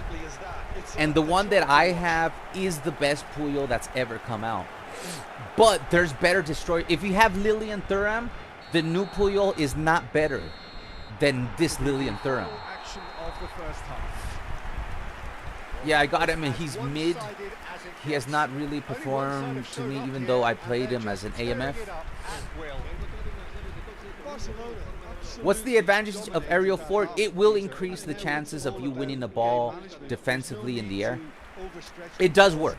Like, aerial fort is worth it, especially if your player, like this one right here, you can see right here, Baresi is only 176 centimeters versus Puyol is 178, right? Even though this Puyol is 2 centimeters taller, has 95 jumping, right? And this Baresi is 2 centimeters shorter and also has 95 jumping, this Baresi will win the ball in the air defensively more often than my than my Puyol, because he has aerial fort. So in my opinion, aerial fort is a special skill that is much needed for defenders who are not that tall. Now, if I have a tall defender like Van Dijk, he does not have aerial fort. You could see here, this Van Dijk has long reach tackle, and that's it. He does not have aerial fort, and he does not have 95 jumping, but he does have 193 centimeters. So he's gonna win the ball in the air. You get what I'm saying? Like, everything is nuanced. Is your guy tall enough? If he's not tall enough, does he have aerial fort? If he's Baresi, here, I'll do it right now. I have no fear in bringing in Baresi here because he has aerial fort. We'll bring him in. We'll play Baresi there. And Baresi is the shortest defender I have. I don't know if he's shorter than Cannavaro. Like, the thing about Cannavaro, you could give Cannavaro 100 jumping, which people like in Dominator do. And then Cannavaro will get the job done with 100 jumping. But aerial fort is very important on shorter defenders. If you have a guy as tall as Van Dijk, you do not need aerial fort, man. Like, Lilium Thuram is not that tall, but he has aerial fort. Like, my Lilium Thuram, he's only 182 centimeters. You compare him to the, you know, the super tall Van Dijk, he's pretty short. But this Lilium Thuram does come with aerial fort, so he will, like, the chances of him losing the ball in the air, it might be neutral. It's more neutral now than before when he was buffed. But he's pretty reliable down the middle because he has aerial fort, and he's not that tall. Like, he's tall, but he's not towering. You know, Lilium Thuram. But he's got aerial fort. Passes coming off in quick succession here. Nicely aimed pass. Barcelona are simply cruising along with this 3-goal lead. Out towards the flank. He's got plenty of space out wide here. I think that's offside. Another thing I notice is Cannavaro can reach 90 balance. Yes, that's the thing about... Guys, if you have a defender that has 90 balance, it's like having 90 dribbling. Seriously, dog. Like, so yeah, man, if you have Cannavaro, you do not need Puyol. If you have Lilium Thuram, you do not need Puyol. If you have Nesta, you do not need Puyol. Like, the only Puyol that's worth it is if you're in love with him like I am, and you wait for a 28, 27-year-old version of Puyol. Because the version that they came out with is a 30-year-old version of Puyol. When they come out, like, eventually they're going to have players with 3 skills. A Puyol that has aerial fort, fortress, and long reach tackle, and he's 27-year-old, that's the Puyol you're going to want to invest in. For the meantime, if you're not, like, you know, if Puyol's not your favorite player and you don't have a Puyol, then yeah, go for Puyol. He's going to be good. I'm not saying he's bad. Look at Cruyff with the second goal. Yeah, they definitely have buffed this new Cruyff, and now I can turn around easier with this new Cruyff. So that's 2 goals for the new Cruyff. Let's see how he does in Division 2 endgame level. But yeah, I'm finally happy with the new Cruyff. It's about time, man, because we had to go deep.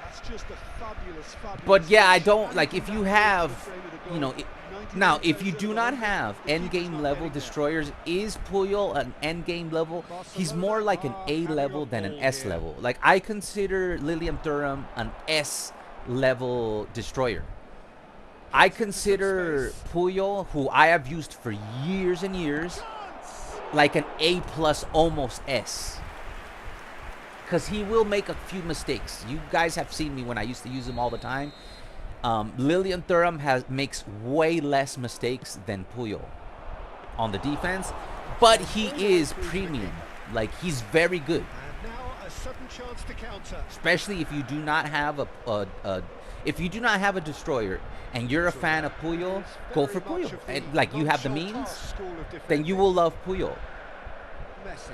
Like my Puyol, look, he's very agile. See, I can super cancel, spin around, and I need to be able to do shit like that. And it's Puyol. You know, I need to be able to break the half spaces with the super cancels on my defenders. Half an hour gone in the second half. Orezi. Turnham's the same way. Look how agile I am. I could super cancel, break the passing lane, open the passing lane. Same thing with Edmilson. I did the same thing. I break the passing lane open. And it's Roberto Carlos. To Messi. Oh, that's a bad pass. I thought he was going to go for my fake. Step in there. That was more than necessary.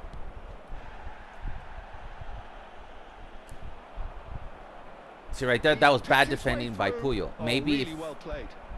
But I think that was just bad defending on my end, because I didn't press a button. I was just trying to lean into him and cause my body to debalance him. But if I would have pressed at least a tackle button, you know, little shoulder charge, I probably would have been able to steal that ball. But that's more my fault.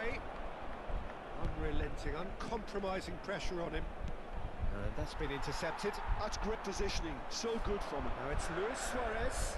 Looking for Look at Cruyff making a nice run. He has found the way through. Cruyff! Off the post, unlucky. Yeah, but yeah, Cruyff's in now, man. What I have found, because the last few weeks I've struggled with whole players in that position. I have struggled with creative playmakers who were doing OP in that position.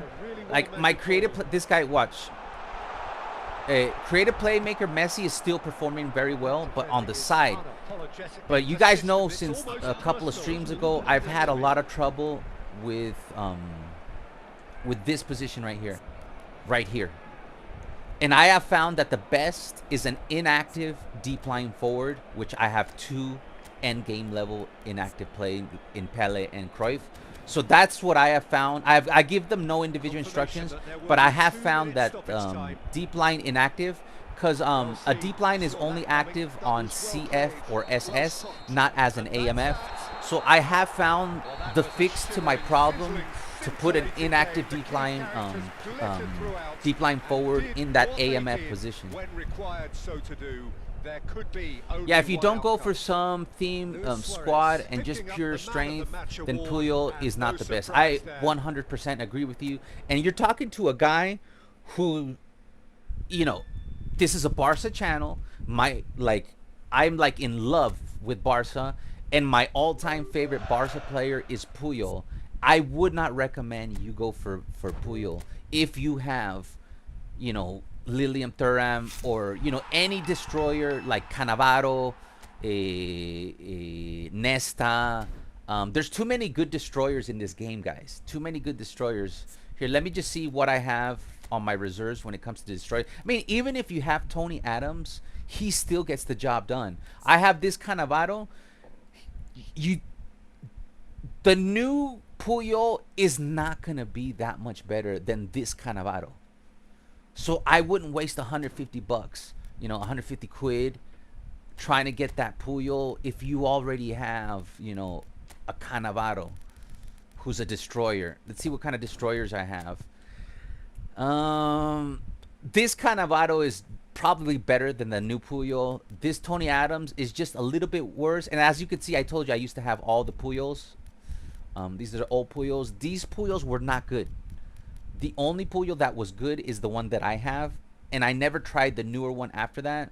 It looks like I do not have a good pool of destroyers. This Rudiger was very good when he came out. I remember he was unstoppable as a destroyer. But yeah, I don't have too many good destroyers. And the problem with Ferrer is that he only has 84 jumping, and he does not have aerial fort. So Albert Ferrer, if I were to play him, it would be here, not here, because he's gonna lose the ball in the air, dude. Albert Ferrer is like, look, man, Albert Ferrer, where you at, my friend?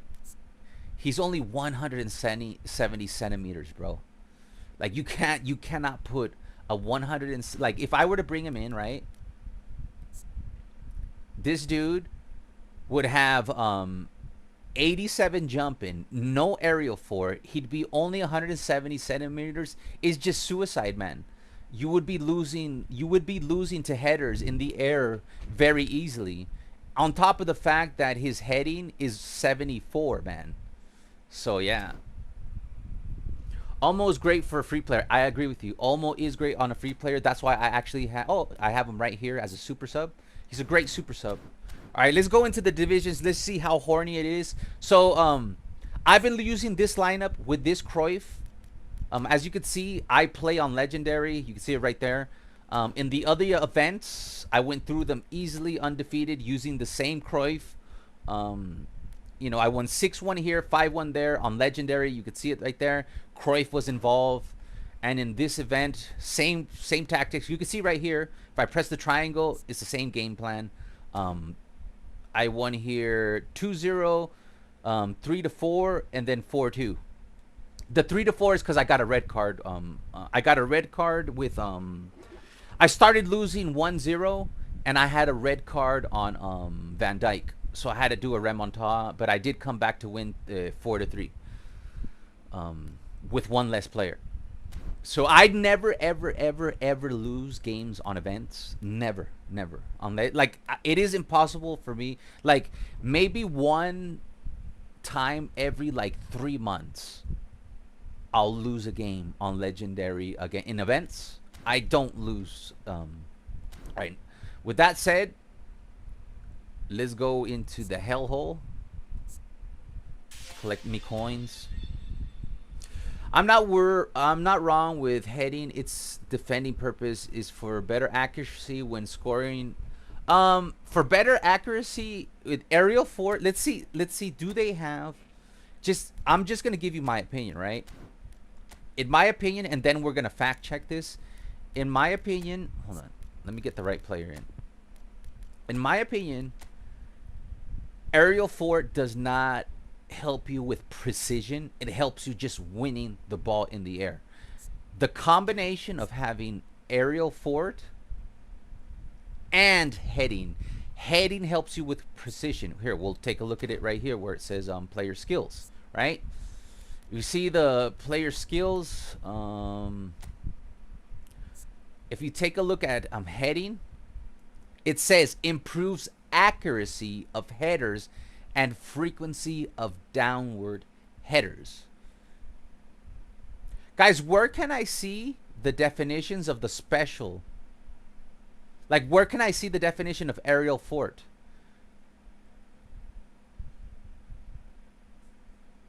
Like, is there anywhere you can see like all of them? So we can literally read the definition of aerial fort. Look at player stats, and there's an icon.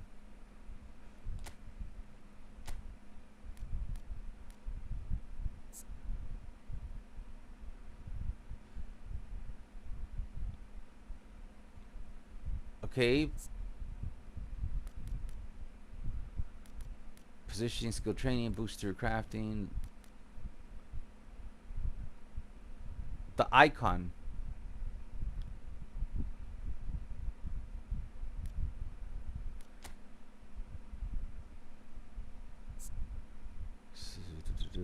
Just double checking. What icon, Elam? Yeah, I don't know. So, okay, here I am, right? What do I press? Top right, there is an exclamation mark. That button, top right.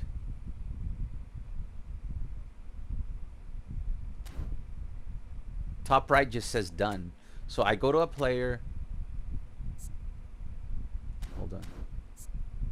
Oh, I see. Thank you, guys. Oh, okay. Player skills. Right? Abilities. Strength. Okay, that's that. Playstyle characteristics, non-dominant usage. Additional skills, probably no. It's probably here. Yeah, it's here. It's here. If we take a look at, thank you guys. I learned something new today. If we take a look at aerial fort, We're gonna fact check my theory. Fortress Acrobat Aerial 4. Okay.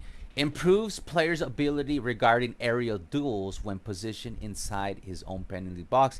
And that is literally what I said. I said that it improves your ability to win the battle. That's literally what it says. It doesn't help you with precision. So the best thing you can do is combine aerial forward with aerial superiority.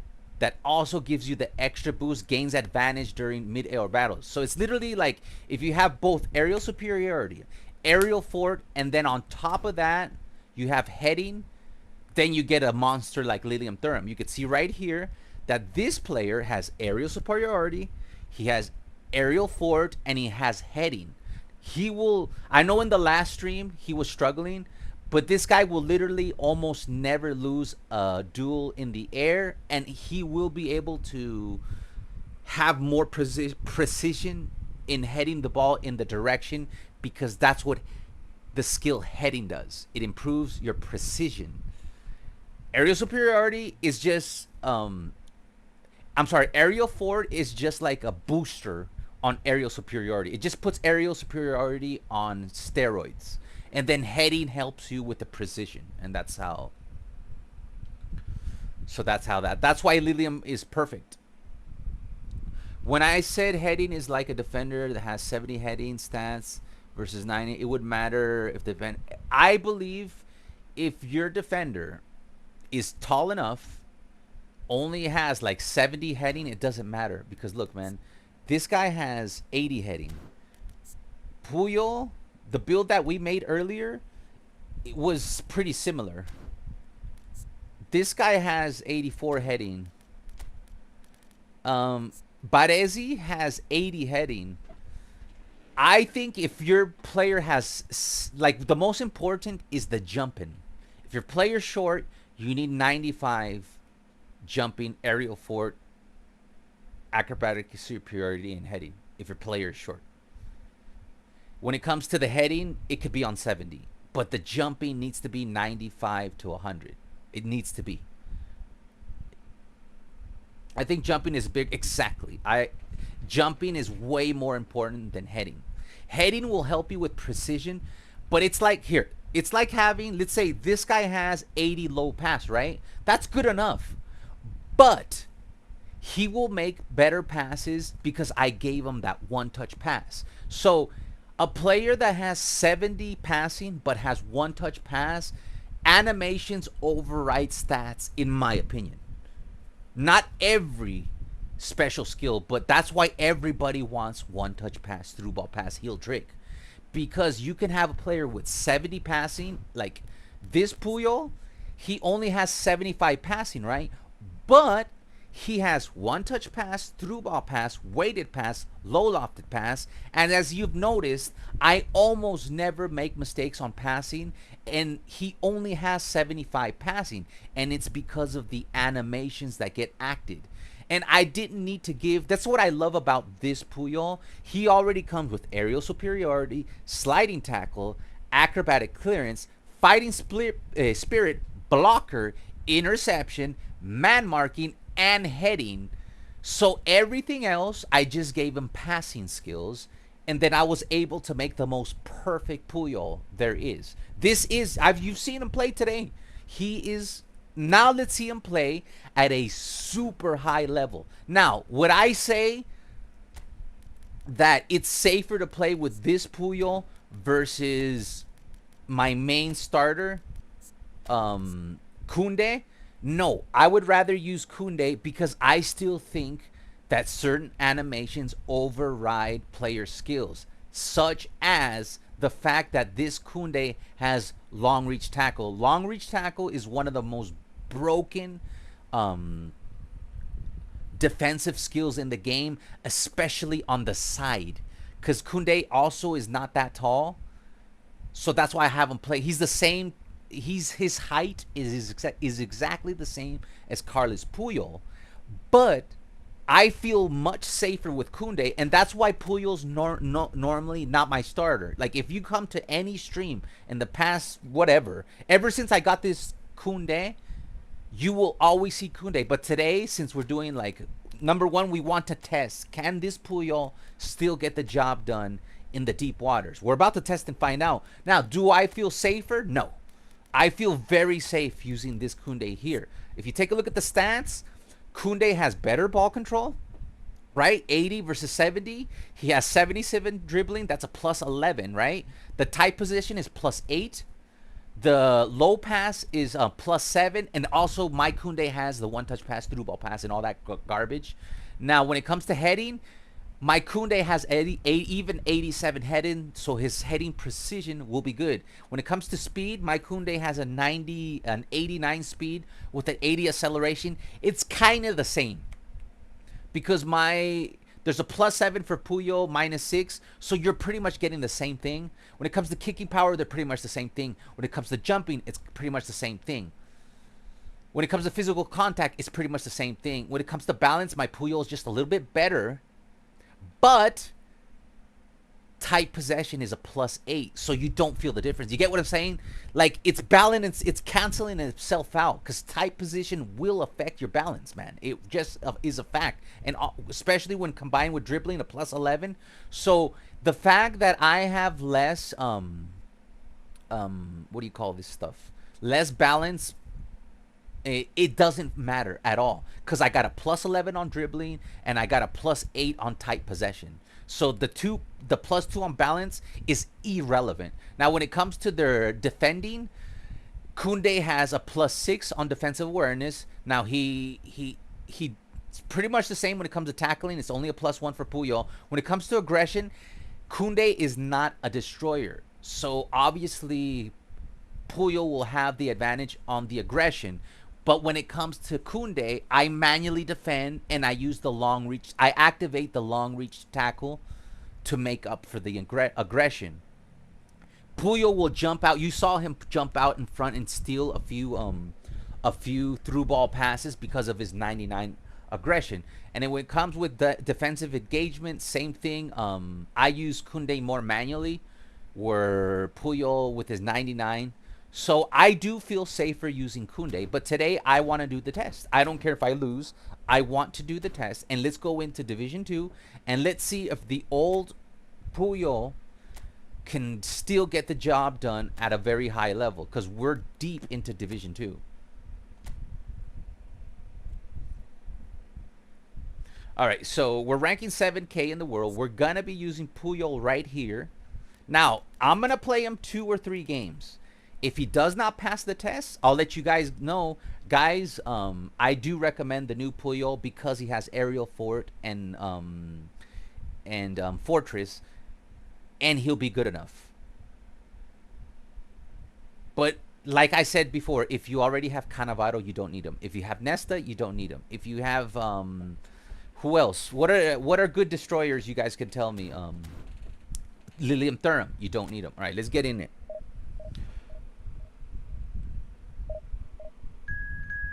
My camera's frozen, huh?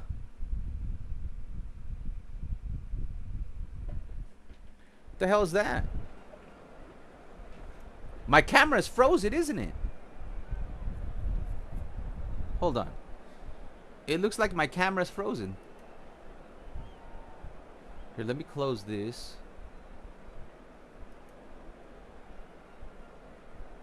Stop sharing.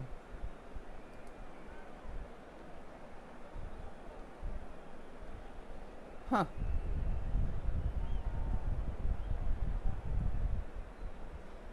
Pause. Resume. All right, there we go. We got it back. All right. It's like the first time we were able to fix the camera. That's crazy. That's incredible. I'm glad we were able to fix that. Whoa. And then my camera almost fell to the ground and broke.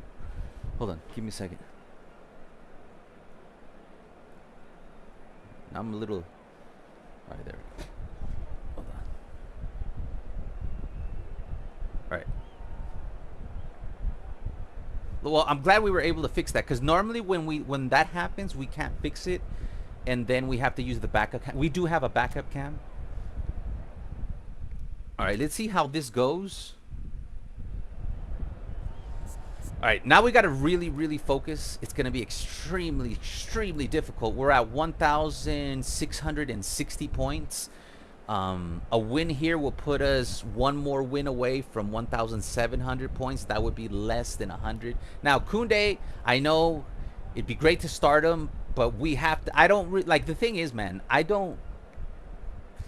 want to get to Division 1, man, but I don't know if I still have the talent. Haven't been playing good lately, but we'll. Oh my God. Oh my.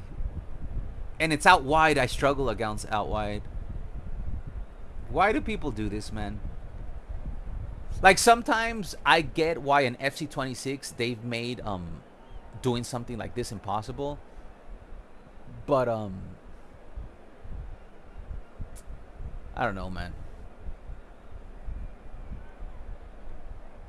That's 7 goalkeepers we got to get through on out wide, which I usually struggle against. The noise is just about reaching a crescendo here. That's going to be tough, man. Konami's like, here, let me throw you into the fire right away. Some terrific scenes here in Barcelona. My goodness me, it's made even better by 100,000 supporters in full voice. Action has already started.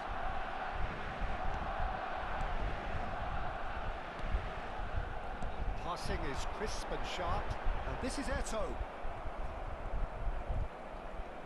Oh, good-looking ball. Here they come. Forward. My defense is getting disorganized. Good job, Carlos. Cuts it out. Carlitos way. You know, Peter, there's a player down there who I've always admired, Carlos Puyol. This game is not all about technique and skill. You need big hearts too, and they don't come any bigger than Puyol's. Yeah, that is one leader of men. Cruyff. Oh, he got held back. It's good running with the ball. I don't like we've lost the ball twice already. It's just a recipe for disaster. So there's Puyol. He gets the tackle twice. DDA though. Barcelona controlling the possession in this early phase. Nah. I forgot it was Roberto Carlos. It's gonna be tough for Messi to get through that Roberto Carlos. Especially if he's tracking back. Cafu. Alright, we also have a Roberto Carlos. And he offers an apologetic look. Clearly is miffed, having made the run and not get picked out.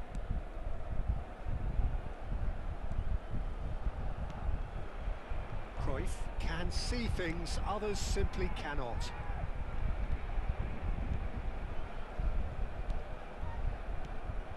And here's Eto'o. It's Luis. What a goal by Suarez, man. Jesus Christ, we needed that. Well, was he ever going to miss that? Of course he wasn't. Well, that's really well played, Peter. You have to appreciate the simplicity of it all. Killer pass. Let's hope they don't do the kickoff glitch, though. Remember, they have 9 goalkeepers. So if we can get the ball. This will present the manager with a few interesting options, Peter. Try sitting on this or push on with the opposition.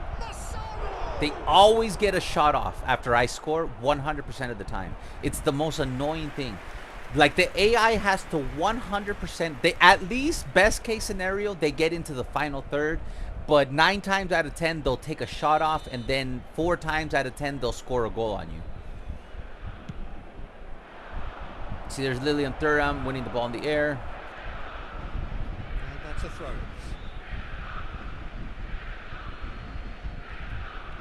Now it's Kukçu. See, it keeps going back to them. See what I mean? It's just cheating, man. They just cheated. After I scored a goal, they just cheated until they tied the game. The ball just kept on bouncing right back to their feet. Look, goes right back to their feet, and they just cheat their way. And when it goes to my player, he has a guy right in front of it, intercepted. So you might as well just get the ball first before me. So then I can foul you at least. But it just sucks, man. The game is just made. Well, I think the Oh, let me players will be focus because we buoyed can by still the win fact this. that they've But it's managed just to like, level things in a I hurry. told you guys, man. If I score a goal, why do you have to be all up in my final third 100% of the time? Like, it shouldn't be so guaranteed that there's going to be a major threat if I score on you. It's just so annoying, man. I was thinking about this the other day, man. When I was a tiny wee little boy and I played video games, man, and remember it was Super Mario, I played back when there was Nintendo, man. It wasn't that easy to beat, you know, especially when you're like a tiny child. But eventually you beat it. And I remember, even though I couldn't beat the game, I wasn't sitting there like in my fucking, you know, I wasn't sitting there as an 8-year-old kid or 6-year-old kid raging. I was sitting there like, okay, I just need to overcome the difficulty. And I feel like video games like eFootball has the addiction model, and it's very dissatisfying to grind for Midway through the first period, for it's looking quite a game here. for that extra level because of shit that we just saw right now. I score a cool goal, and what did the game do? It's like I am gonna cheat my way to a goal. I'm gonna cheat my way to a goal. I'm gonna win all the 50-50s, and I'm gonna cheat my way right after you score, and that's what the AI does all the time. It's just something it does all the time, and it makes the game very unfun. It's anti-fun and anti-football, And this is Lewis. It's Lewis. where it's just like, guys, you're just so bad at what you do that you do the same thing, and it's not fun. When I was a kid, I would never rage. No matter how difficult a game was, I just knew that if I practice more enough, And it's Messi. I will eventually beat the game And it's until, Pedri. you know, it became easy for me to beat Super Mario Brothers. And Ed Milson. But the process was never it was, the process was always fun, because video games were always meant to be fun. Now this game has gone into a whole new arena where it is not fun, man. This game is not fun. It could be good, but it's not fun to a certain point. Like it's excessive with what we just saw, that I'll score and then the game's like, yeah, let me cheat all the way to tying you, even though we can look at the stats and I'm outplaying them in every category. I'm just gonna cheat. I'm just gonna cheat, and I'm gonna cheat 100% of the time. And we already had a deep conversation the last stream for the retards. It doesn't mean that if there's a what do you call it, a script, it doesn't mean that they're gonna score 100%. The guy first took a shot and my player was able to save it, but we're in layers upon layers of scripting, and it kept on activating. Okay, now I'm gonna win every loose ball, and it's gonna fall with great consistency right to the feet of my opponent, and that's something that is just factually consistent. When the game wants to score, it will have the advantage of the 50-50s. The referee brings the first half to a close. And that sucks, man. We could have been winning 1-0. Look at, after they scored that goal, the entire game calmed down. I was able even to talk to you guys and not focus that much, because it had to throw in that script. And it's just like, it is boring. It's tired. It's been years. Konami, fuck you a million times over. Like, what's up with, why do you always have to fucking get into my final third after I score? Why do you have to do kickoff glitches? Why, man? Nobody likes a kickoff glitch, man. Nobody likes a kickoff glitch. And look what it does to my demeanor. You already ruined this game because you had to do the same lazy shit you always do, which is, even if I play better than you, you're just gonna override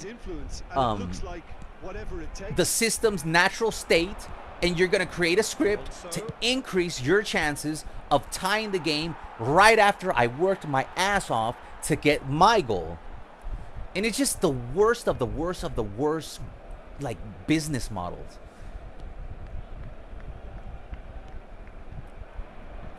It's absolutely garbage, man. Every week we go through the same thing, man. Like, when I'm in deep, I play better, and when I do get my goal, it's just guaranteed that they're going to get in my final third. It's not guaranteed a goal, but it's guaranteed they're going to be. And as soon as they got their goal, here I am, back to normal, and the script is gone. And we're just playing normal right now, and we don't have to worry about getting scored on. It's just the most obvious thing, man.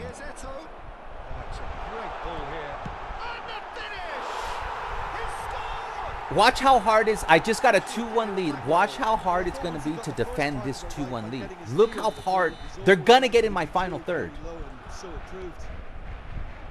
Okay, that's a miracle. Finally, a miracle happened. I finally got the ball right after a kickoff glitch. I'm sorry, after a goal. Maybe I should talk shit all the time. Maybe I'll get the comment. I'll do the psychological reverse commentator's curse.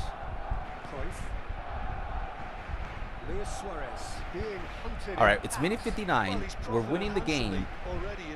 We already have owned the possession of this game, feeling pretty comfortable.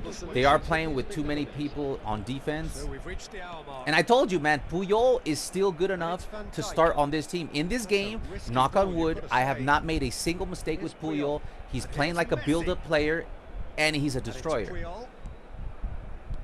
Pedri. Another pass just keeps it ticking over. Nicely aimed pass. I press X there. Thank God Random told me to press X there. We usually lose those because I don't press X and I press square. Okay, that's the first mistake. And that's what we call a good old-fashioned pass manipulation. He has found the way through. Takes a shot. So they got into my final third. Look, how have they scored their goals? Number one, kickoff today. Number two, how did they get into this final third? They manipulated my pass. And that's what's boring about Konami. It's like all you do is script. That's all you do, man. Oh, lovely feed. He is such a good mover. Well, it's definitely the right attitude and application, Peter. And I'm not winning the 50-50s again. We're right back in the script, man. See, every ball, every 50-50 I lose. This is the boring thing about this game. Incredible. He had all the time in the world. Now, is there momentum in real life? Yes. But they never earned it. And I happen to score my goal. There happens to be more aggression. And it's just too common. If it was like a little bit more spaced out, then okay. But it's not spaced out. It's like just like this is what you're guaranteed to get this deep into divisions. Cruyff going face to face with his great rival. Edmilson looking to provide the solidity his team so need. Here's Roberto Carlos. 75 minutes played.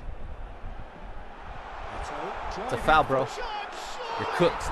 All right, we cooked them. Why y'all so quiet, man? Are you sad? We're about to get into 1,700 points, man. And there's a lot of you watching. Oh, I know what it is, guys. You guys are chatting and I can't see your chats. Guys, ever since... Oh, my days. Guys, ever since half an hour ago... Remember when my computer screen froze? My chat froze. Hold on. I'll still be able to see your guys' chats. Hold on. Let me load it up. I've been sitting here like, why has nobody said anything in the last half hour? My chat screen has frozen. I was sitting there like, why is everybody so quiet? Hold on, man. Let me load up the chat. I was literally like, bro, like we're kind of smashing here and we're about to, you know, and why is everybody so quiet? We got a whole bunch of chats. I will go through all the chats, my friends. I'm sorry, man. There's something weird that happened. Oh, man, I'm super behind. I don't have Pirlo. Okay. After this game... Here, let me go through because I don't want the... We're winning with 15 minutes. I'll catch up on the chat. after I this think game. it's just the reward for their application. They've played with great courage to try and kill this off, and for me, it looks like they've just about done it. I was like, why is everybody so quiet? Because we have a pretty large audience watching. I'm like, and nobody's saying anything? I'm like, all right. Because I usually just ignore stuff like that. It's like, I guess maybe they're sad. I was like, maybe my 1 hour monologue ruined everybody's day. Pumps for safety. Puyol. But you see, man, Puyol, he's still good enough to play in the deep waters. He's agile, he can pass, his pass speed is just fine. Van Dijk is too slow pass speed. I feel safer with Puyol on the ball than Van Dijk. 100%. Right here, I have no fear. You know, I could super cancel into space. Van Dijk is the only guy that scares me on my defense. Like, I'm missing like an end game level. That's why I used to use Edmilson. I'm missing an end game level build-up Barca player. But the thing is, PK was too slow for that for me. Nice bit of skill, and he's away. And Edmilson knocks it out wide. And it's Puyol. See, Puyol's still good enough, man. You don't. If you have this Puyol, I'll show you my build. Just build him, give him the skills that I have. You don't need the new Puyol, man. This is proof right here, man. Look at him. He's been flying. He did all his defensive work, and he's literally, you know, passing the ball as if he's a build-up player. Messi. Oh, nice touch. That was a manipulated pass. I passed that down the middle. All right. We get the win, man. So let's catch up on these chats. Very dominant performance. We had the kickoff pitch, but look at the. I almost got the 200 passes. That's pretty good. I was only off by less than 10. No, by 11. I think we just saw a team, which is not bad when you get up into the 200 mark.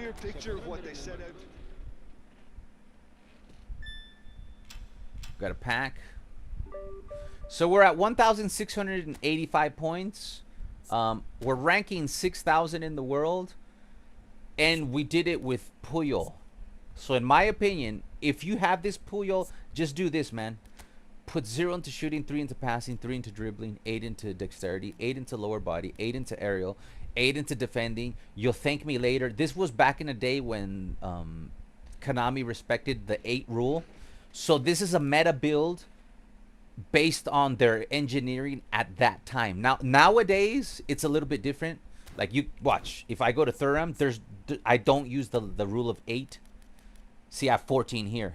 You can't do it, because if I were to put 8 here, look at his defensive stats. That's not good enough for a destroyer. But there used to be a rule of 8 number that we used to abide by, and it was back in the day when this Puyol came out.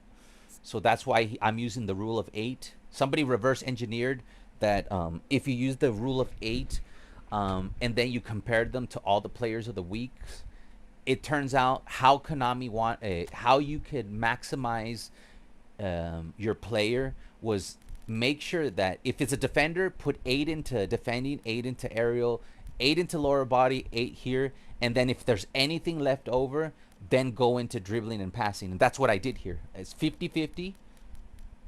And the 4 things for defense is defending, aerial, lower body, and dexterity. Nowadays, you can't do it. And I just showed you with Lily and Thuram.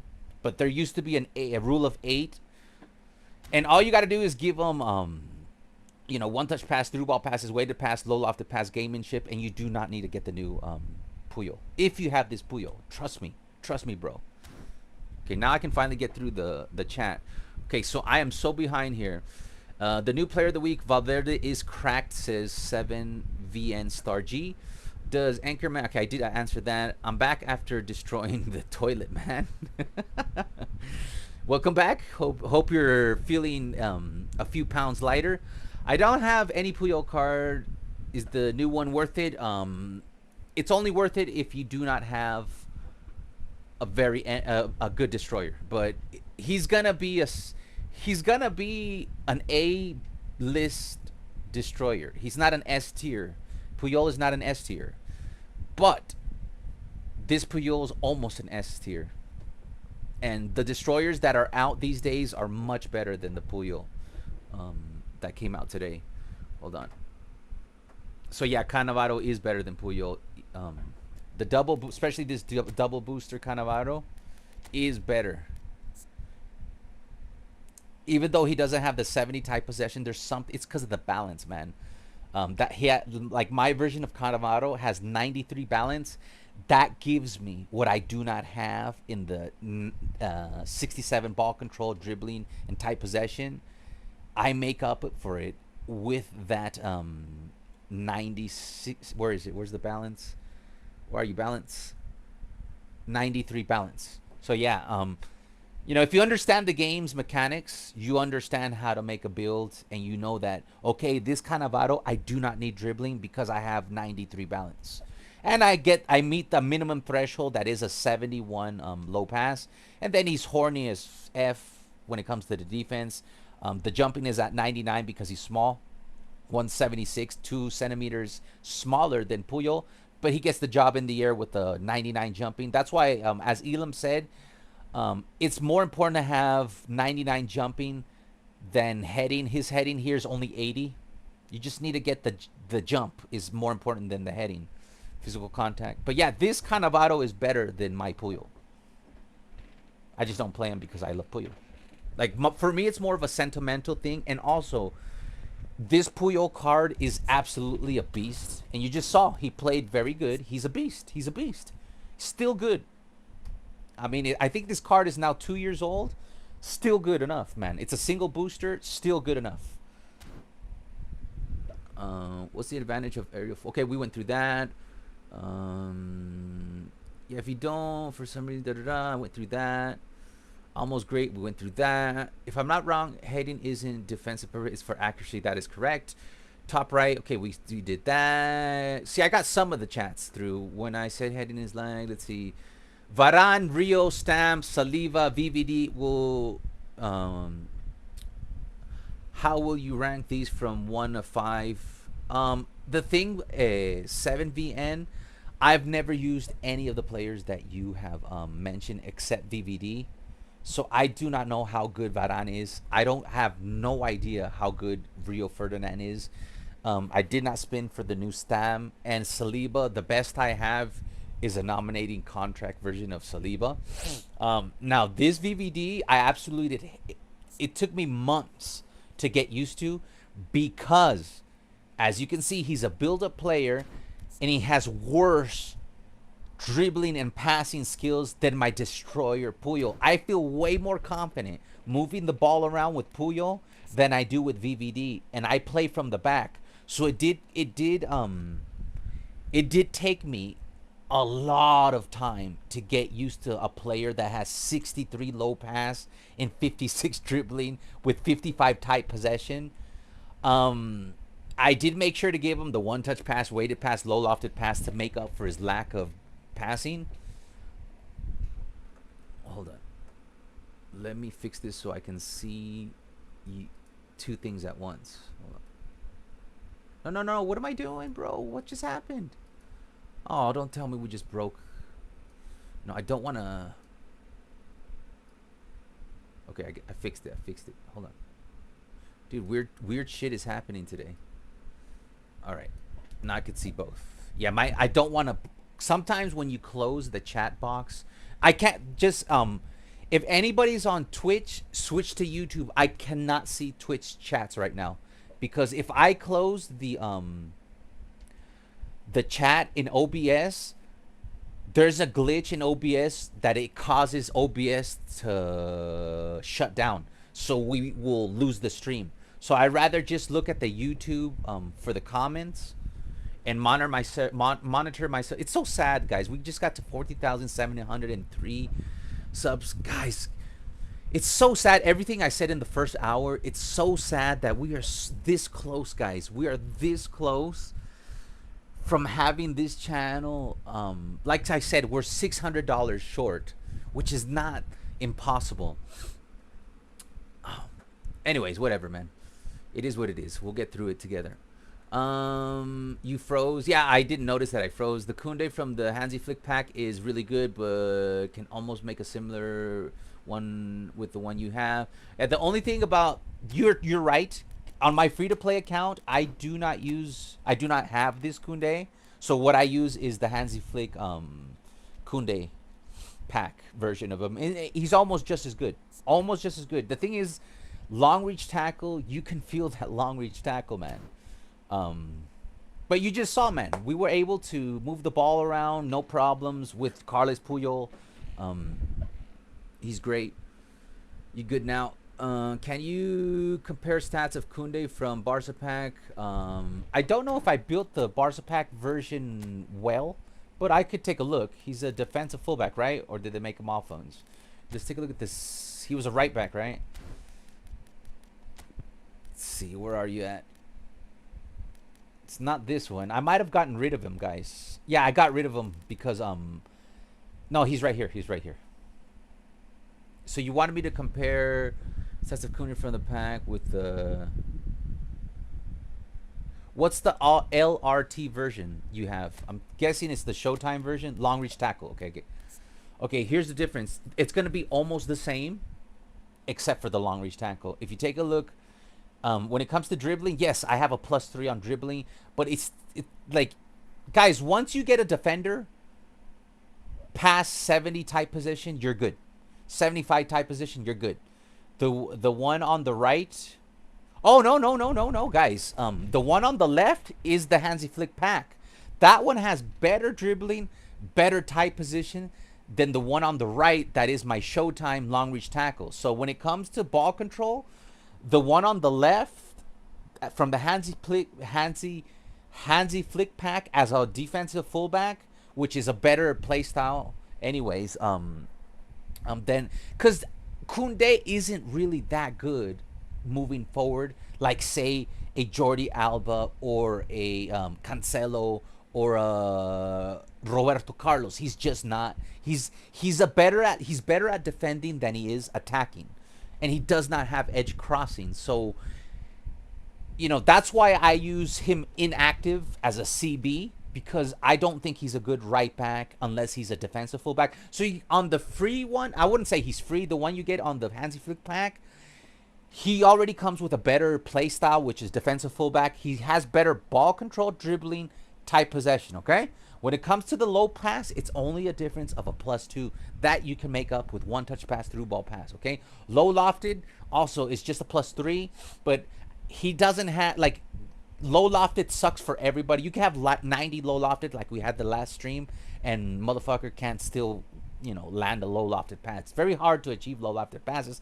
Now, when it comes to the heading, the one on the right is a +4, but it doesn't matter because the one on the left, you don't want to use that guy as a center back. You want to use him as a right back, take advantage of a defensive fullback natural play style.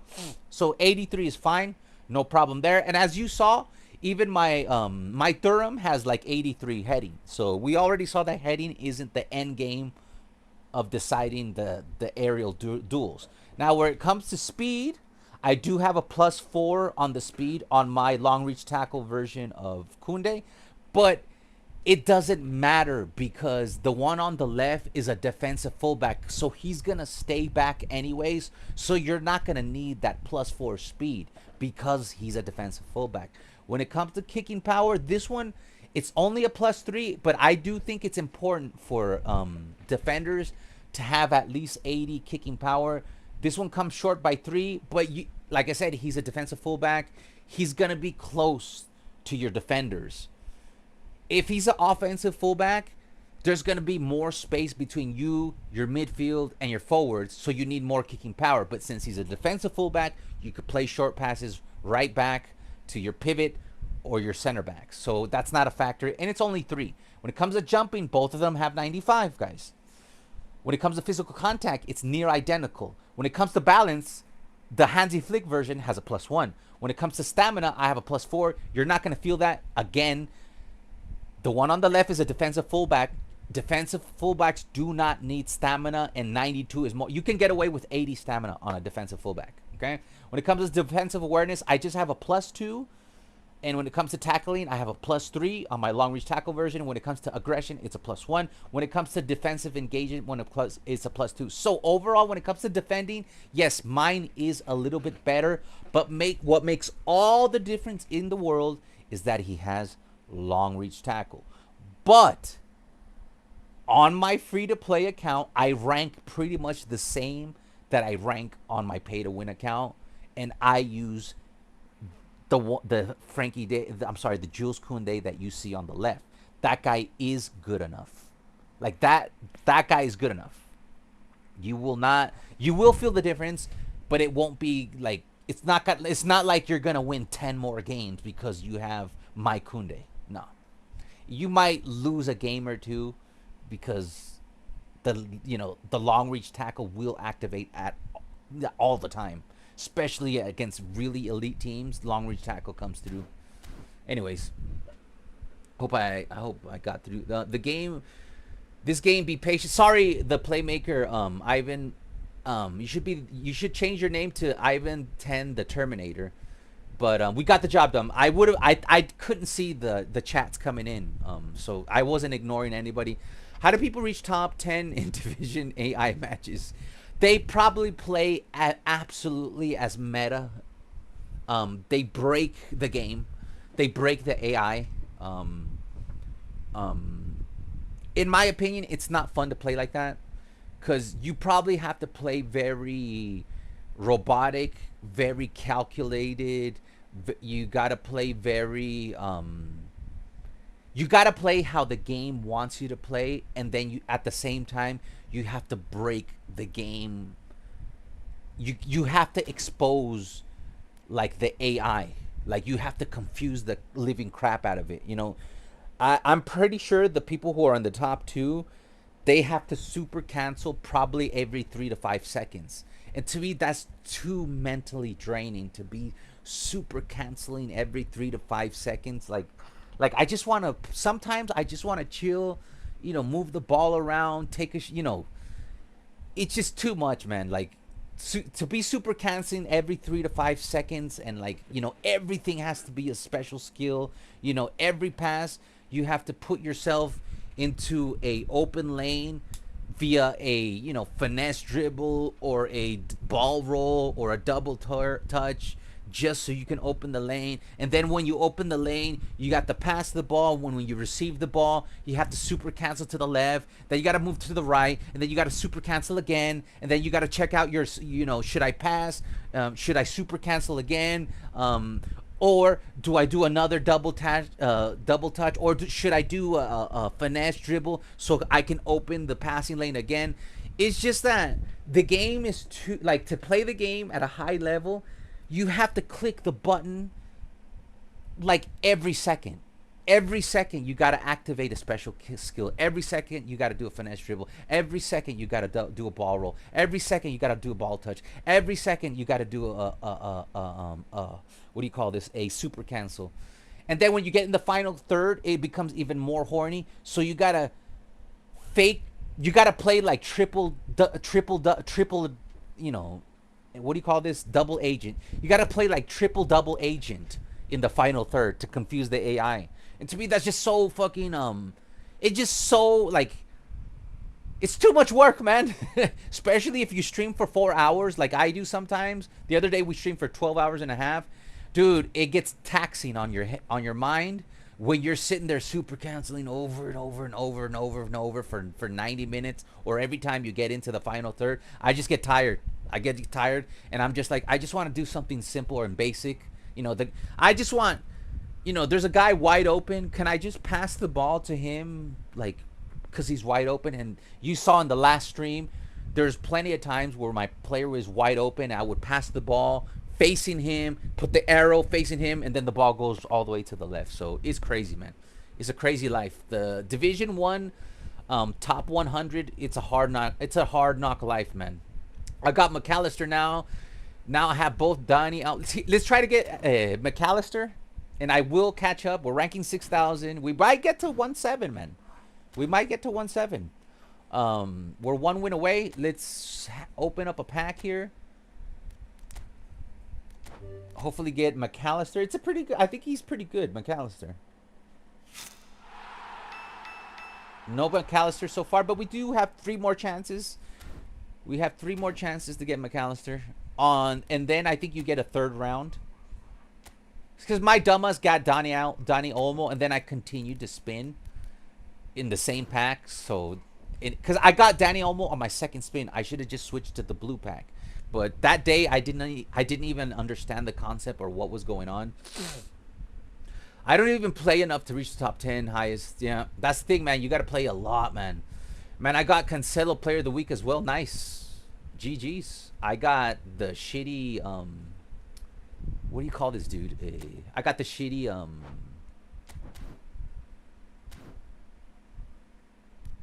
Pau Cubarsí. So I think you'll get more out of Joao Cancelo than my Pau Cubarsí, because my Pau Cubarsí is not as, the one I got Player of the Week is not as good as the remember it was at a 12, I think, or 11. We got him like on the 2nd or 3rd spin.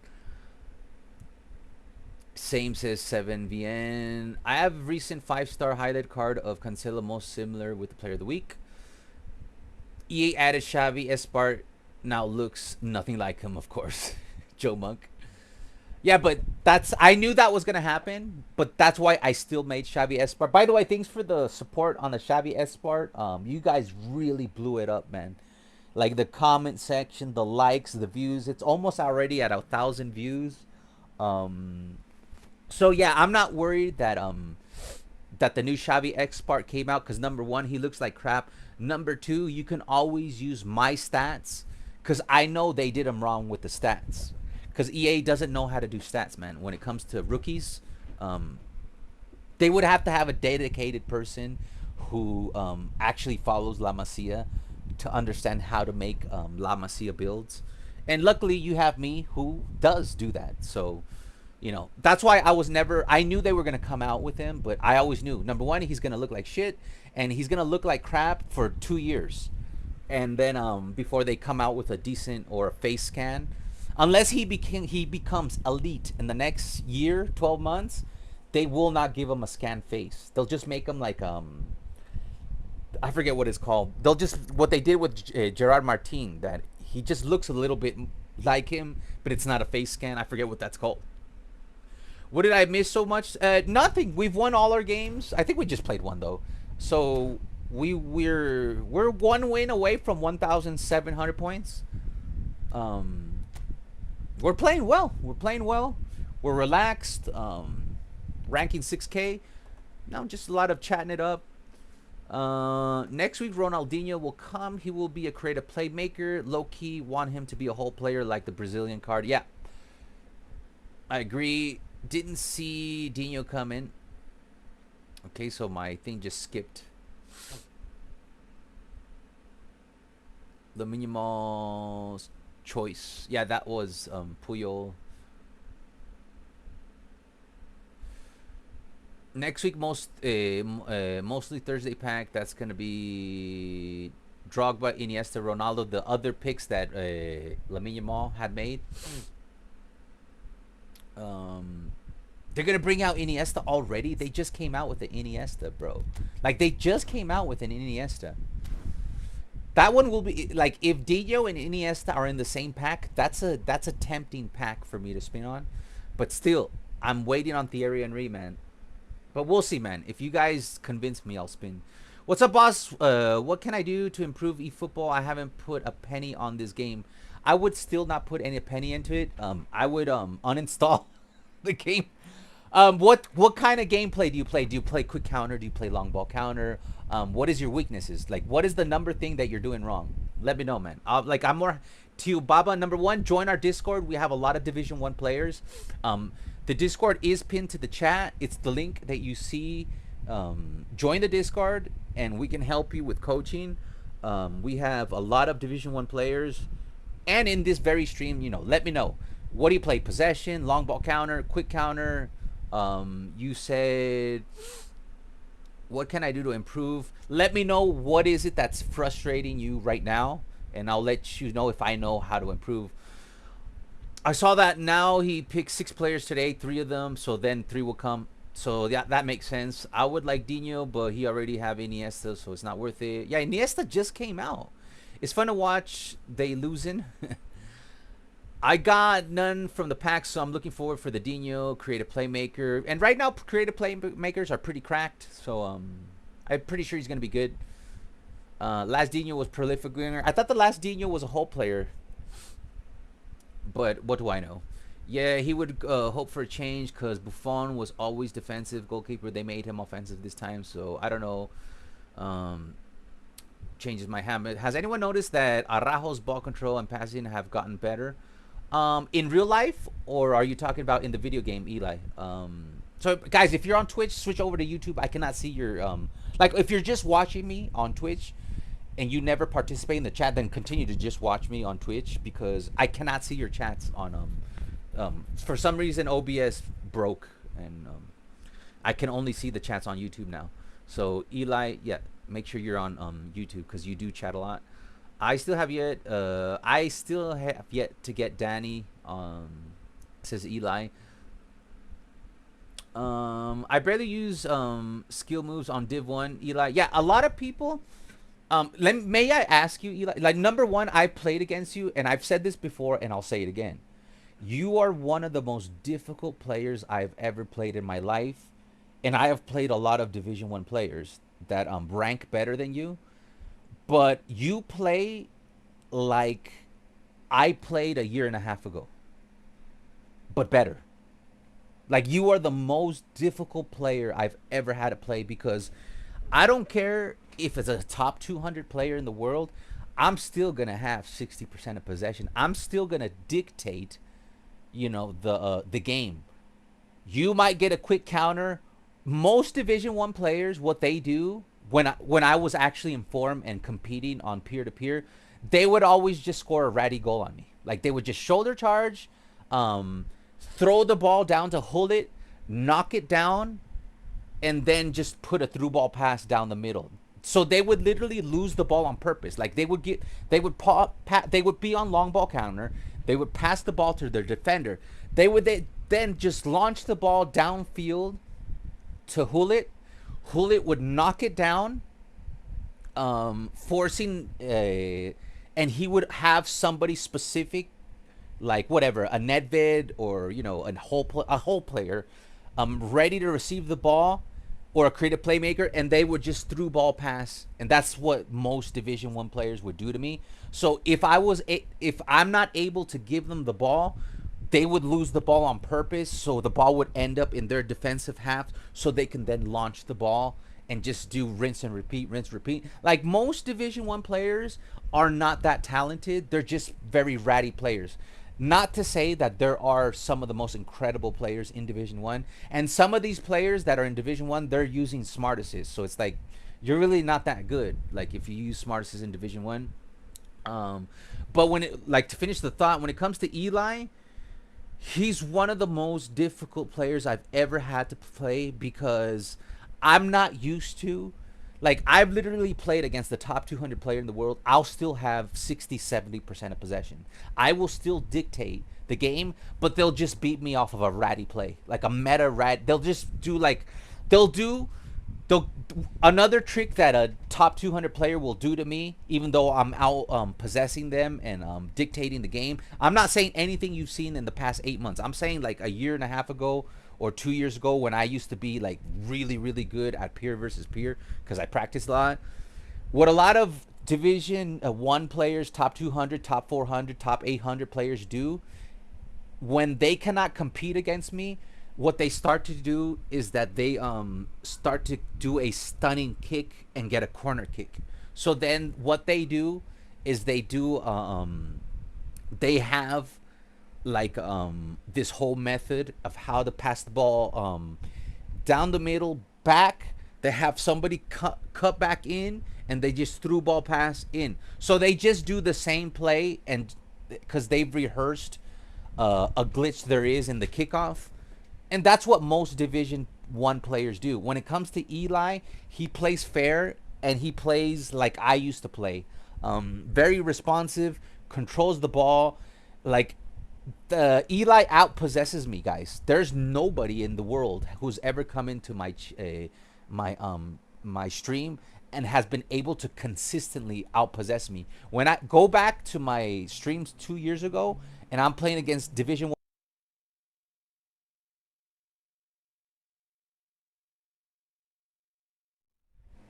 and I'm playing against Division 1 players, sorry, the headset went out, I would still outpossess them. So I'm not used to watching somebody hold the ball that much. So, like, in my opinion, Eli is the most difficult player I've had to face in my life. So the fact that you keep it simple, I had a question. What kind of monitor do you use when you play? And I know you say you keep it simple, but you do a lot of pass forward back, forward back, forward back, forward back, super cancel, forward back, forward back, forward back, super cancel, and you understand what I used to understand, how to make sure a player cannot take the ball away from you. You play like I used to play. You frustrate your opponent just playing simple. You do, like, you will literally go back and forth 3 to 4 times to the same player, and then you'll open up a space on the side, then you'll go to side. Like, you play perfect possession. That's how possession is meant to be playing. So when you play perfect possession and you have that patience, you can be that patient. I'm not like, I'm just saying, in general, I've lost a lot of patience. So if I start doing what Eli does, and then the game starts manipulating my pass 50%, like the last stream, 50% of my passes in certain games, I just lose my patience. So it's like, what's the fucking point of me holding the ball, passing the ball, if I do everything correct and you just jack up the script to 50% and you just start making the ball go left when consistently passing the ball right? So then I get frustrated, and then it's like, you know what? Fuck the patience. I'm just going to, plow through the middle and lose the ball and do mistakes. Buffon got a bunch of player styles, player skills. Yeah, I noticed. Back from the depths of Division 3. All right, I'm caught up on the chat, right? That I know of. All right, let's see how many people I lost through my... Nobody. Still a lot of people watching. GG's, guys. Make sure you drop a like. Show your support. We're still alive and live. All right, here we go, man. Let's see if we can get into 1,700 points. I believe if we win the next game, not only will we get to 1,700 points, we will probably be ranking 5,000. Realistically, like, if I play good, I should get into the top 3,000. But that's as good as I can get you. Like, top 3K is pretty much the best I can do for you. You seen that meme? Like, best I can do is, World War III. It's like, the best I can do is probably rank 3,000. I don't think I've ever ranked 2,000. So let's see. Let's try this out. Give me 1 second, because I cannot. It's so annoying that I lost. There we go. Oh, now you lost the chat. Here we go. Come on, let me see my chat, bro. That's what I'm saying, guys. I need an extra monitor badly. Like, badly, guys.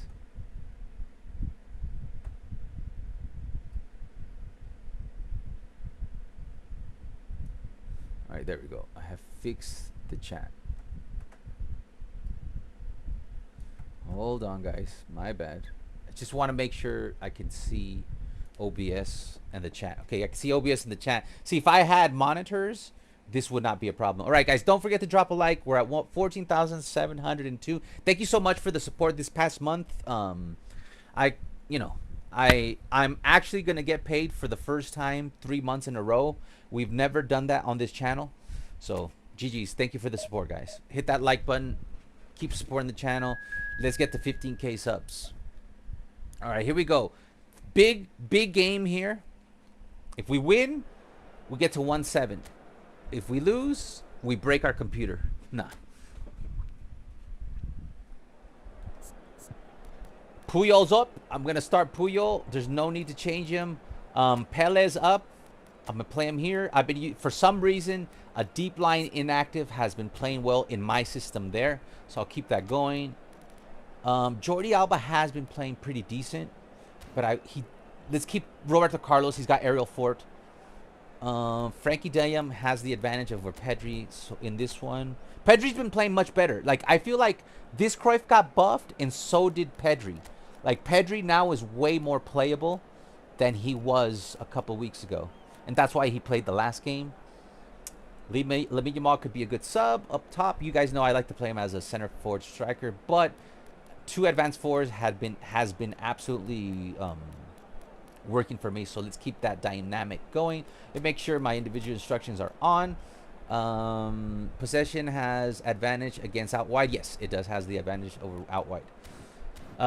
Possession and quick counter has the advantage over out wide.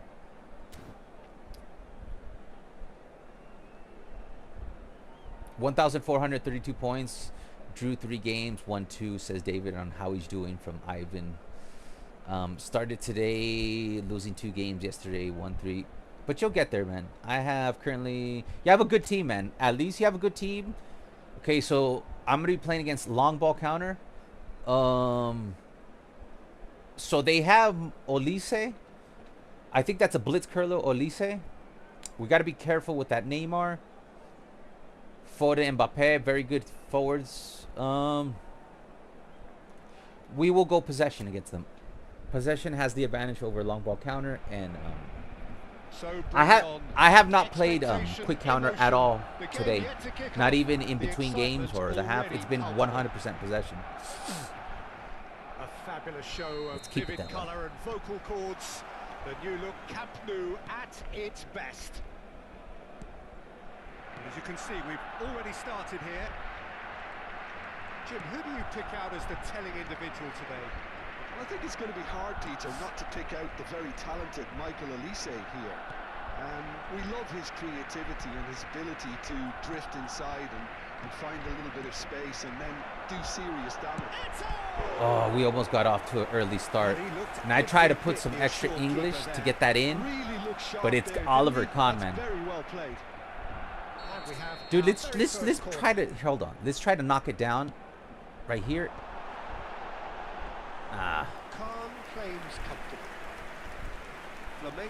Could you imagine if I would have started with a 1-0 lead? Like a miracle. Like the last game. Roberto Carlos. Van Dijk.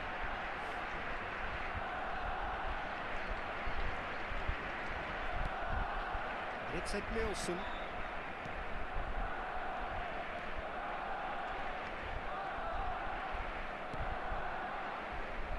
Messi. I wonder what you've seen, Jim, over the early moments of the game. Oh, that's in. Oh, my days. Oh, man, that's in, man. Don't tell me today I'm going to get close to Division. Don't give me hope, Konami. Don't tell me today I'm going to get close to Division 1. Oh, that's going to be stressful. If we get, like, you know, 1 game away from Division 1, it's going to become the most stressful stream in months. Because at least the past few months, I have been so bad that I haven't had to worry about, you know, actually getting so close enough to Division 1. But if we win here and then we win 2 more games... Oh my God. Two sides separated by the game's only breakthrough moment to this point, and the score is 1-0. Good tackle by Puyol. Puyol did just about enough to come out on top there. Neither party overly willing to compromise. Roberto Carlos going full tilt down the left. Turan is pretty much the definition of the word uncompromising. Barcelona are enjoying a good spell right now and leading. Van Dijk. What I like about this game Turns back here, probably the is best when option. it doesn't manipulate your pass, I can literally sit Van here, Dijk. and if I play perfect, That's I Turan. would reach 85-90% Roberto possession Carlos. and really reduce Pele, the AI's chances of scoring on and me. it's Roberto Carlos. Versus FC26, when you hold on to the ball too long, it will immediately activate a loss of possession. Like you can, oh, I messed up there. You can pass the ball right to a player and he'll just look at the ball right in front of him. Like, I don't like that about EA, that they purposely like, if you hold the ball too much like I am right now, they will create a mistake that doesn't even look natural. Van Dijk. And it's Puyol. This is De Jong. And it's Ed Nielsen. And it's Ed Nielsen. Now it's Luis Suarez. Man, Oh, good effort. I'm playing possession. Oh, And what place do technical you control use to was reach exquisite. The 628? pummeled attempt was If you're asking Ivan, he plays possession, man. I've never reached 628 before. The best I've done is like 1,800 on peer versus peer. And on this, top 3,000 Roberto Carlos. is the best I've done. Pele plays I the did game rank a top step ahead of 800 like almost for a anyone. little while in the Now Van Dijk. test your limit. I remember that stream where David's like, dude, you're outranking Rockchalk. Remember that stream, David? Van Dijk. Where I was outranking Rockchalk in test my limit, at least for 24 And hours. it's Roberto Carlos. We were ranking about 800 in the world, 600, 800 in the world just too much pressure. Had to go that way. on It's peer to Van peer. Dijk. Test my Puyol. limit. Passing They don't do short test my and limit sharp. anymore, but they do test my patience. And it's Ed Nielsen. Passing is crisp and sharp. That's good. It's Eto'o! Oh, you mother effers. That was perfect, man. They've got it again. You mother effers. That's how you play to win, man. I smoked them. I'm playing good, guys. I'm playing good. Roberto Carlos. Barcelona really And I should feel be like happy to let Eto'o's this coming half out run because he's now and go against them. extremely OP lately. Neymar. And the counter is on. Well, facing up to his adversary, this is a formidable matchup. See right there? Final 5 minutes This of is the why first I half. shit on this game. I stole the ball. I passed this ball to the wide open player, and it passes to the guy who's being man marked. Well, And facing this is up where to I his shit on the adversary, game. this- Right here, I want to pass this ball to number 7. I think that's Luis Suarez. See how he's wide open? I want this ball to Suarez. But the game, look how nobody is marking Suarez, the number 7. Now, it is 50-50, but look at the arrow. The arrow is closer to Suarez than it is to Eto'o. Why does the game always choose the guy who's going to get the ball intercepted? You could do the math right now. The game decides, I'm not going to pass to the guy who's wide open, Luis Suarez, because if you look at Luis Suarez, nobody's marking him. See right there? And you could see it manipulates my trajectory. This is what ruins the game for me. Like, literally right now, I feel like shutting the game off and being like, okay, I'm done for today. Like, literally, if I weren't streaming, right here, you can see. You look at the ball and look at where it goes. You could see the wrong angle. That is the wrong angle. So, and it always does this, man. It always does this in tight positions. well, facing up to And his this is what adversary, I this hate is- over smart assist, is that. You can see it right there. Look at the angle. It's more towards the wide open Luis Suarez than Eto'o, who has 4 defenders, 1 in front of him, 3 behind him. So it always does this, and it shits on the game, man. It literally ruins the game for me. Neymar. Because I just played good defending, and now I'm going to get punished. Can he finish? Look at that. Triple rebounds. Van Dijk. That was super stressful, man. Puyol. That was scripting. Messi. And out of all the calmness, Pele. where did the instability come from? A manipulation in the game. That's Thuram.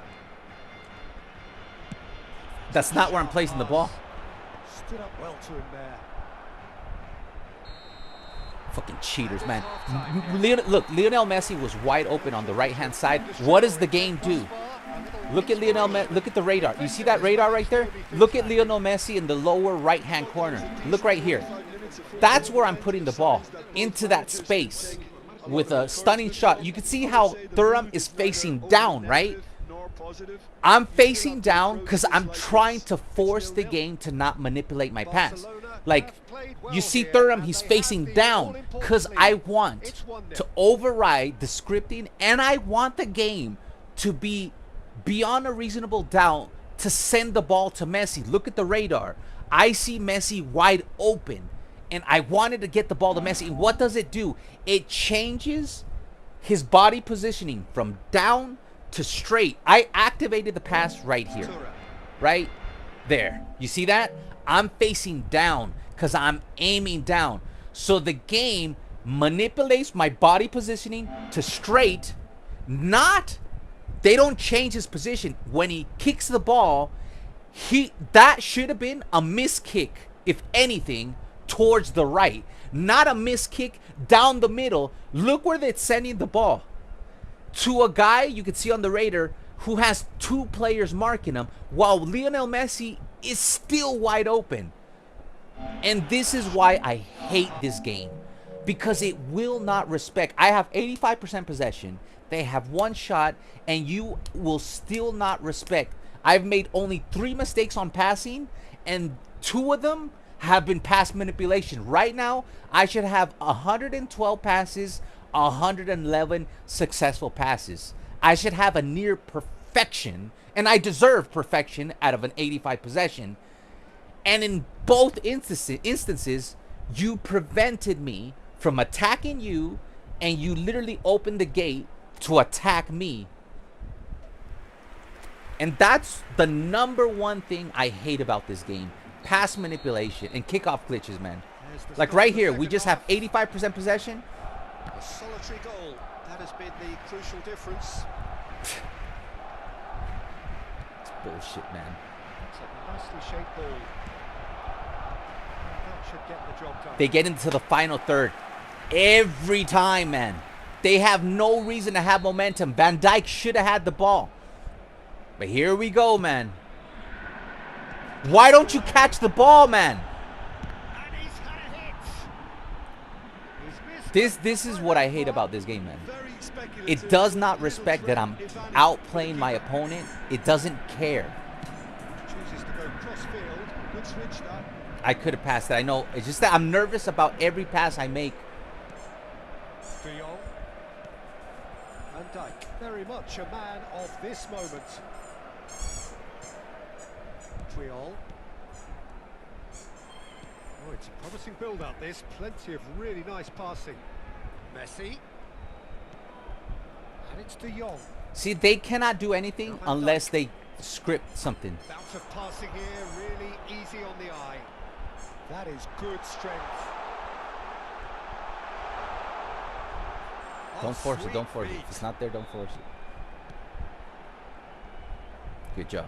Recycle. Messi Yep. going 3Ds. face to face with his great rival, Van Dijk. Just coming up to the hour mark, and it's still 1-0. Flamengo are looking to play See on how the counter game here, is. aren't they? Well, I think it's pretty clear they've Hold on, changed let me their just shape, shut up and focus. certainly when defending at least. We might be able to pull this. If we get a Because they've got second to be goal, we'll ready win this to game. Hit them hard on the counter attack, and that seems to be the plan. So far, my decision making has been elite in this Your game. impressions so far, Jim? They're ahead, but they're not playing as if they are. There seems to be more of an emphasis on protecting their lead than adding to it. It's all gone a little timid. And it's De Jong. And this is Eto. That's in. It's Lewis. That was going in. That was nice. You saw how I took my time, and if I bite, Suarez it's is gonna offering be a right like that. smile there. Barcelona have their second corner now.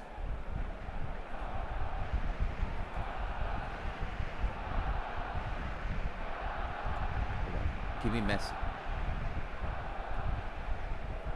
Roberto Minute Carlos 64. with the short one. Here, I just want to be safe. Everybody get into position. We'll reset. It's just that I've been scored so many times on trying to execute a corner kick, and they just get the ball, run the ball down, and score on me. And right now we have 86% possession. They have one shot on target. Puyol was able to hold that down. A picture of focus and alertness. Okay, they're starting to tighten me up. Back into the center. Hold on. Got Messi all open. There's the crossfield ball, and he's forced to go back. Puyol. And they had Neymar come back and man mark Messi. It's weird. Yeah, right now they're pinching me. They're pinching me. This is the moment we usually fuck up. This is where we give away the game normally, and tie. If I can continue to just, who cares? If we don't score, we don't score. But I gotta maintain the ball. That's a pass manipulation. 100% pass manipulation. They can't compete, so they manipulate it. Same story, man. Neither of these two want to come off second best. Flamengo really might just end up kicking themselves after that. Good. That could well have been it. Minute 78. Puyol carries the ball down the right. See, today we're playing really good. Like, really good. It's at Nielsen. Puyol. Like, the only way they've been able to score on me is with pass manipulation. That's all they've been able to do in this stream so far. Other than that, they're pinching me, guys. They're pinching me. Pressing high and with purpose.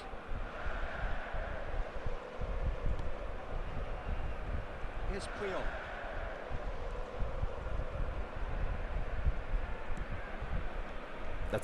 That's why I never do lobs. Offside? Please tell me it's offside. Yes, it's offside. Thank God, man. I thought they were going to get a free kick there. All right, let's bring in subs, right? Now, Puyol has played great, right? But let's get Baresi with, he's got Fortress and Aerial Fort. And let's bring in Raphinha, who's very defensive. Track back. And let's bring in Cruyff right here. And let's just pray everything goes well. Nah, Roberto Carlos got this.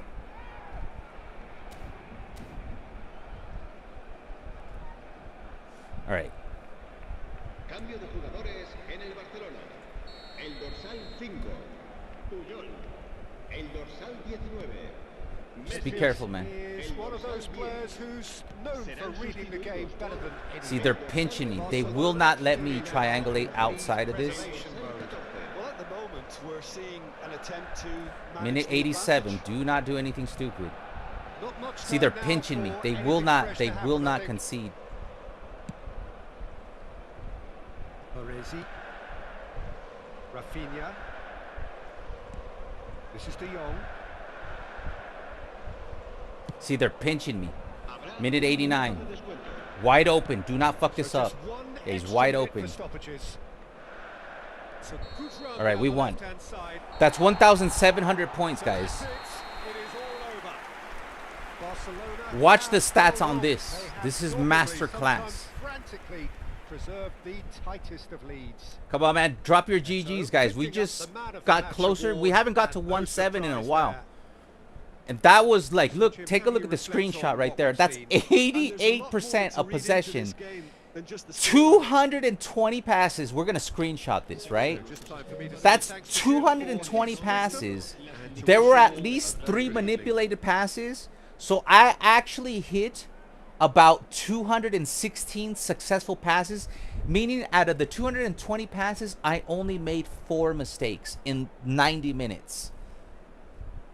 Giving them only 1 shot on target, and it came after the kickoff. The kickoff glitch. So the only shot on target they got was a kickoff glitch shot. just played a game exactly like yours, had to hold the ball. They would know. See, the thing is, I know what's gonna happen. If I were to go for goal, they get the ball, they're gonna come back around and they're gonna score on me 100. You guys have seen me go over it a million times. Right, guys, we got to 1,708 games. We're ranking 5,000. I think we should leave it right there. I know that would make it a short stream, but it would make it a very successful stream. I think we should leave it there, man. Because like that's as good as I can play, and let's see here. We are 3 hours and 20 minutes into the stream, and you guys have to start getting used to me only streaming for about 3 hours, because once I get a full-time job, I'm only gonna be able to stream about 3.5 hours. So we might as well start getting used to it and take the W, man. We went undefeated. That's a 2 or 3 game winning streak. 3-game winning streak. We're ranking 5,000. We're at 1,708 points. It's very early in the phase until April 1st, so we have plenty of time to come back well rested on Tuesday, and get to maybe on Tuesday we can get to Division 1, or maybe we'll get to 1,775, 750. So we leave it within 2 to 3 games of Division 1. I think we should do that. I think we should we should start learning to take the W's and go home while you're winning. 3 points off. 3 points off from Division 1, 1797. Eli, you're almost there, my friend. You could do it, man. Again. Is Deco more of an AMF? No, CMF. Here, let's take a look at Deco for David. If you want, I could do a build for you. Here, I haven't looked at Deco. Let's go take a look at Deco. He didn't say he doesn't want to play. Yeah. Didn't he say he doesn't want to do Yeah, I never said I wanted to. Yeah, but for fun. But with 5 of us. Like maybe co-op, guys. If you guys want to finish the stream with a co-op, I'm down. Do you guys want to do co-op? Let's take a look at Deco, and we can play one more co-op play. So that way the pressure isn't all on me. But come on, guys, give me a GG's. We are ranking 5,000 in the world, undefeated. We just had one of the most masterclass possession games. 88 possession.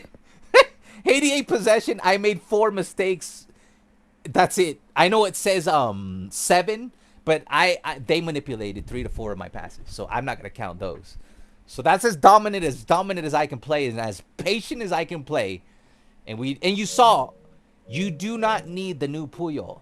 What you want is a Puyol that has a build. Like, wait, guys, wait.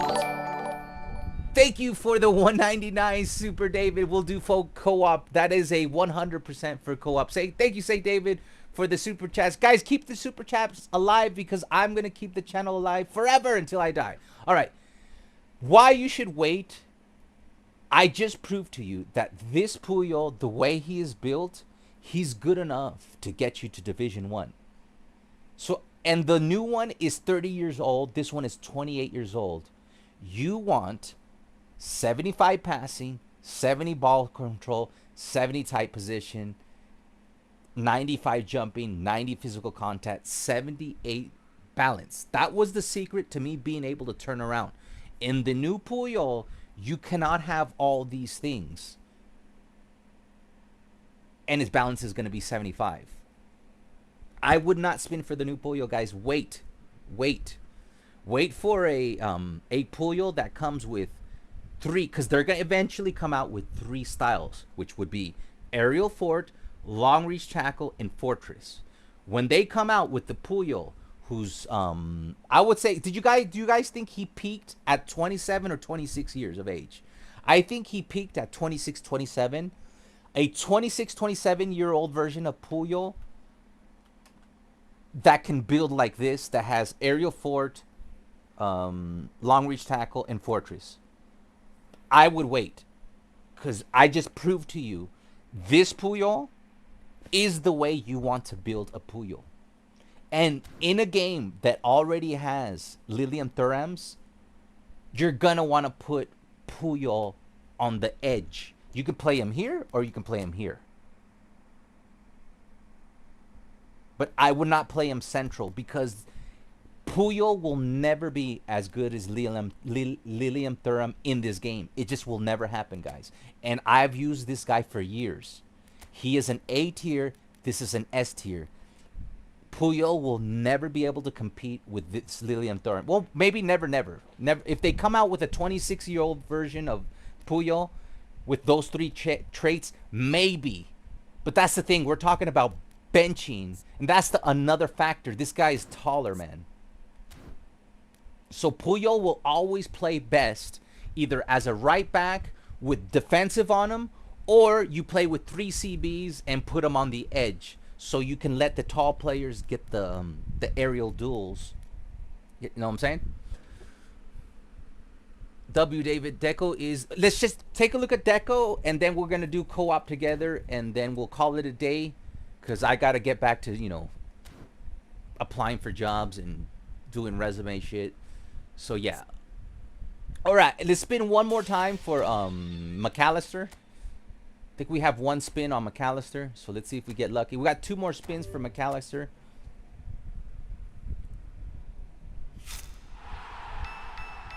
Okay, no McAllister today, but we'll be back for 2 more spins on the next live stream. And I'll practice, guys. I'll practice for because we genuinely can get into Division 1 this time. With this patience and the way advanced forward are playing, I noticed it yesterday. I knew today was going to be a good stream because the advanced forwards right now are playing very OP. Both Eto'o and Luis Suarez are playing very OP. Like very OP. Very nimble. Both of them are very responsive. So take advantage of, if you have a good advanced forward, put them in your lineup. Take me later. 95 dribbling, 99 speed, boom. 91 dribbling, 90 speed, boom.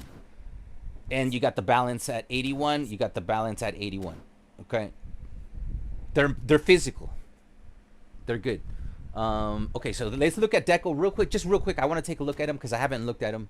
And then let's do 1 round of co-op to say goodbye. And then I'll be back all the way. On Saturday, of course, we're going to do career mode.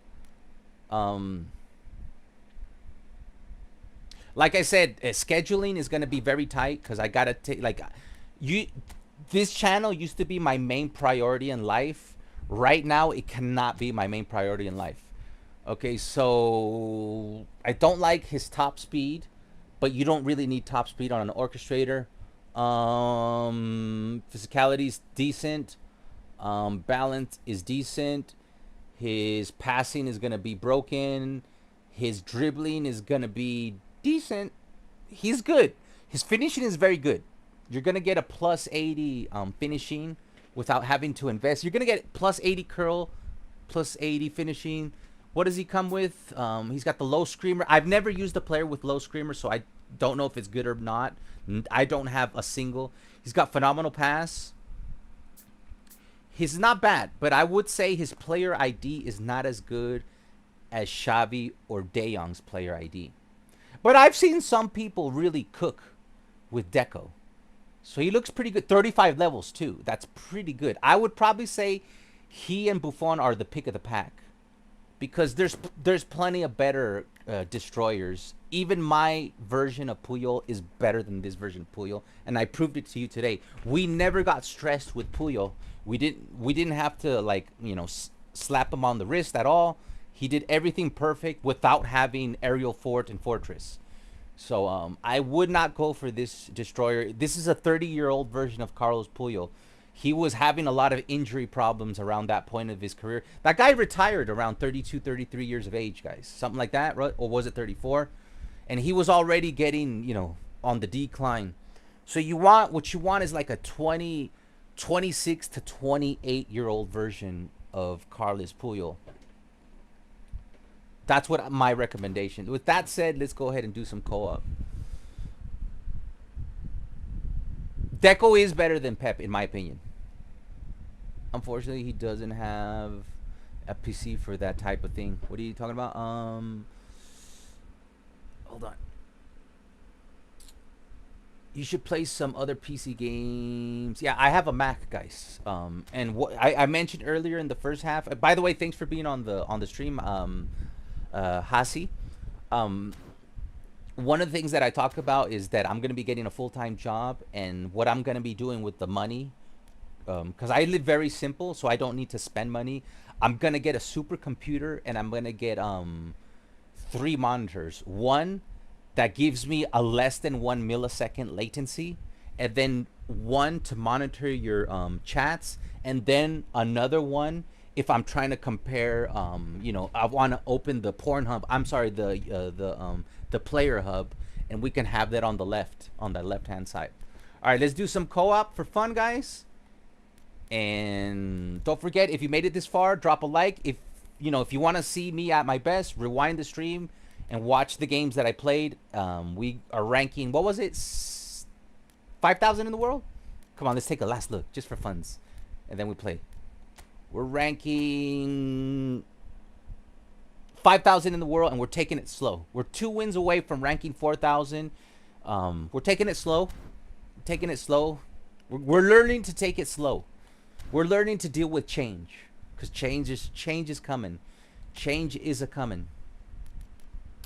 All right, let's do a friend match. We're gonna have a co-op. Anybody's welcome into the co-op. No password. Get in there, guys. I'm gonna put the settings that we're gonna play. You know, if we go to OT, we go to OT.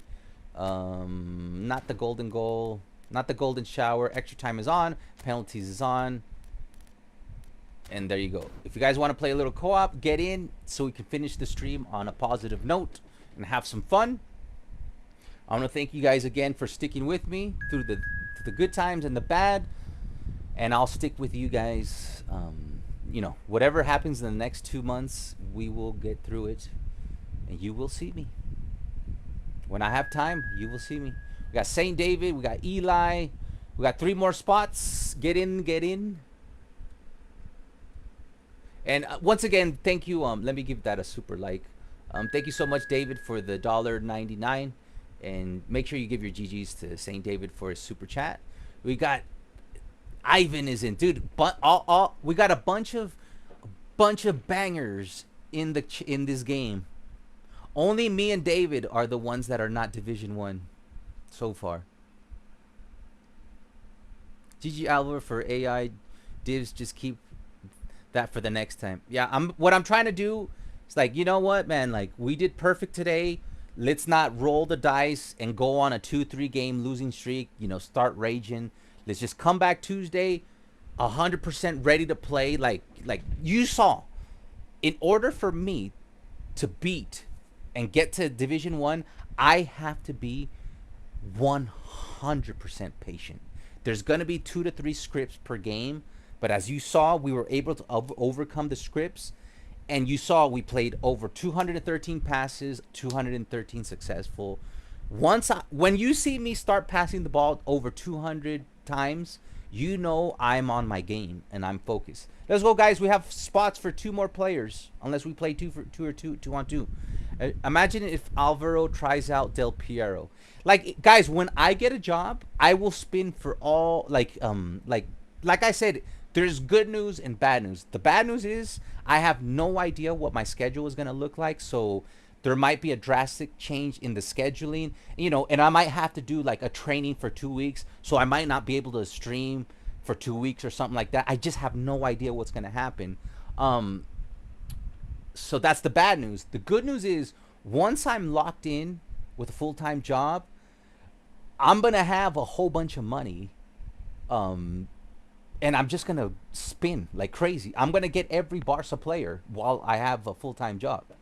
Like, money won't be a thing anymore. And we'll get all the players, even non-players that are Barca players. Like, we'll create a third account, because I have a free-to-play account. I got my Barca account. We'll create a third account. We'll buy like Frank Rijkaard, Hullet, and Del Piero, like just all the meta cards. It'll be like the rat account. You know, the biggest, rattiest account. We go 2-on-2 then, guys? Let's just hope it's one Division 1 with the one Division 2 versus one Division 1 versus one Division 2. If nobody else is interested, let me know, and I'll get this kicked off, and we'll play a little 2-on-2. Imagine Alvaro with Romario. So that's the good news, guys.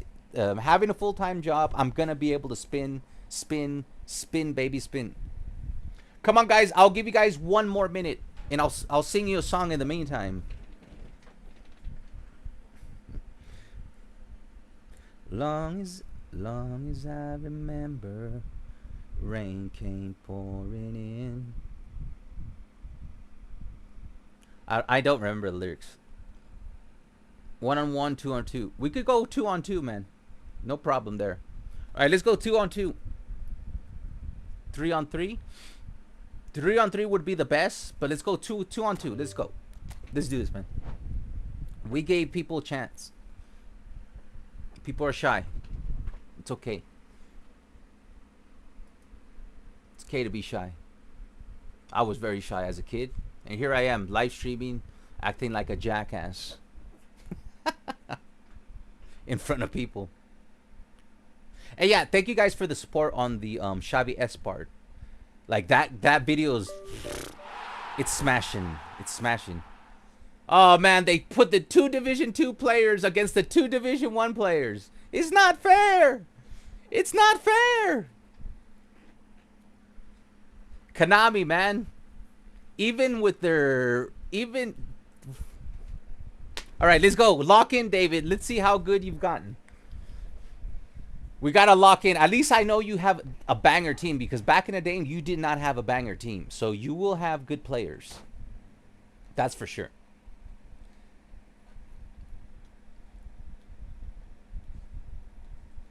You just missed out, Richayo. We waited like 3 or 4 minutes. You just missed out, Richayo. Richayo, you're very good too at playing this game. All right, we got Koku. It looks like I'm in charge. You have a destroyer there. A box-to-box there. Okay.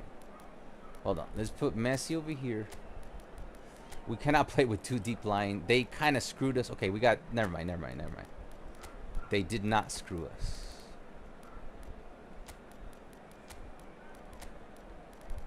We're going to go with Cruyffy here. Why didn't you bring over my... You know what? Let's go with Messi over here. And let's go with Raphinha over here, since he's up. I've never used Davids and Robertson. Let's put defensive on Davids, though. And that's it. I'm not going to anchor Raphinha because he's a whole player. Don't want to limit him. And let's play defensive on Davids here. So we don't have a natural anchor man. Destroy, that's fine. We're going to be aggressive. O'Shea. Davids has track back. Okay. You know what? Let's play very aggressive. Because he's a destroyer. Let's not put defensive on our destroyer, since he has track back. Okay, right here we have a build-up. Okay, this works. Okay. Right here like this. This will be better. Yeah, this will be better. Got a destroyer and a build-up and a build-up. Okay, we're looking good here. This is good. And you're used to this formation. We do have an anchor man here, but I think we should use Davids. Robertson, that's looking good. Looking good for an orchestrator, but box to box. When it comes to orchestrators, we could put Pedri, but I've never tried Robson, so let's try Robson. Bebeto's good, but he's a poacher, right? Poacher? Yeah, poacher. All right, let's go. Play John O'Shea. Nah, because I could play John O'Shea on a different stream because I actually have him. I actually have John O'Shea on my...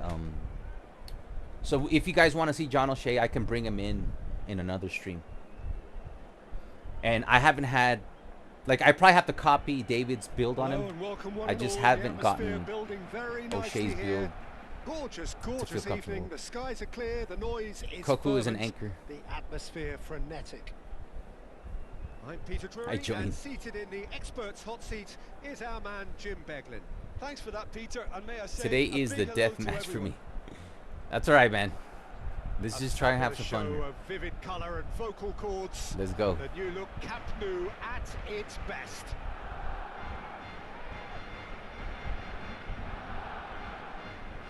Why does it take so long, right? These servers? Jesus, Konami, dude. Invest, invest. Invest. We didn't even look at our opponent. We'll look at our opponent. I'm gonna call Now for this man, early Yaya timeout. Toure, Jim, I forgot to midfielders look at don't our come opponent. Much more complete and dominant than him, do they?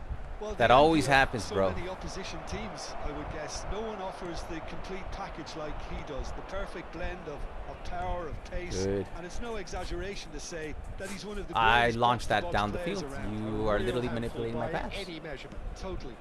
I full red, launched it, through ball pass down the field, and the game is like, yeah, let me put that ball like, you know, a couple Robson inches gets a foot in here, in front of you and it's with Cruyff. full red. Laid out to the left flank. That's tidy. He's had a shot, and that's off target. Well, that always looked Modern a is little gaming. ambitious We for could have me, used but you still, about 5 at minutes least he ago. had the confidence Had to take care of it some. on. No problem, hermano. Got we got to 1,700 points. Modernist. Undefeated. We had 88%, was it? Or 86% possession, the last Forward, win. The ball at his feet. 213 passes. Valverde. That looks a decent ball. So we had ourselves a very Valverde. successful stream. Welcome back. That's been intercepted. That's great positioning. So good from him. Long ball upfield. It's a really well measured ball. Just be patient, David. Just be patient, man. Don't get nervous. Be patient. Remember, we're on The possession, crossfield so you got to ball. be patient. Valverde is herring after that one. Iniesta providing an outlet on that flank. Oh, good read. Good That was well track back by played. Edgar Well Davids.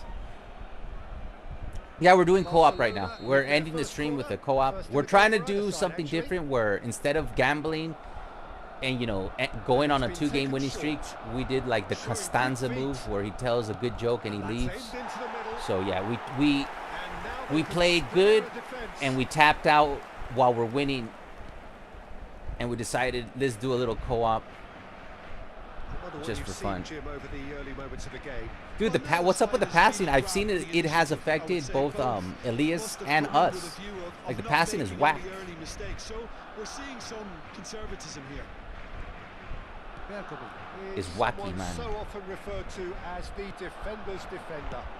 Strutted Long as tidily. I remember. Great vision. Romario. See? And that's gone behind. It's for the Koke. servers, man. The servers are shit, man. Not like that. Why does the game do that, man? Ball's Like, gone out of play. Konami, stop doing stupid things, man. Nobody wants these little stupid things in the game. Like, why do you do that? Just make a simple pass, a simple pass. Like, could you imagine if we get scored because of that pass? And it's like, what is the right there? Dude, the passing is broken. They will not let the passing work. Drilled in low. It's not an especially So good be pass, careful that. with the through ball passes, Messi, David. It's the player who absolutely needs broken. No introduction. It's a crossfield ball towards the other flank. Good switch that. Especially the through ball passes. There we go. That's like the first Raphinha. through ball pass I'm able to do. Interception. Be more His patient, more positioning patient. was spot on. Be careful when you execute a through ball pass. They're like extremely ineffective right now. Davids. And it's Roberto Carlos. Oh, they could be caught out here. Roberto Carlos. It's too obvious. He's running towards it and I'm passing it towards it. It's like Neymar. dumb, low IQ pass Yeah. by me. Well seen. Saw that coming. Defender's done literally really running well into to area stop and I'm like, yeah, I'm gonna pass it right down there. Iniesta. And he's certainly onside here. Oh, but they're gonna score that one. Ooh, what a save.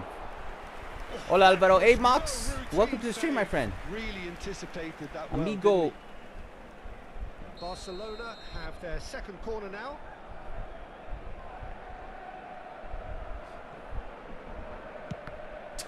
Barcelona have the chance I to told go you, the man. other way. I told you the game is crazy, man.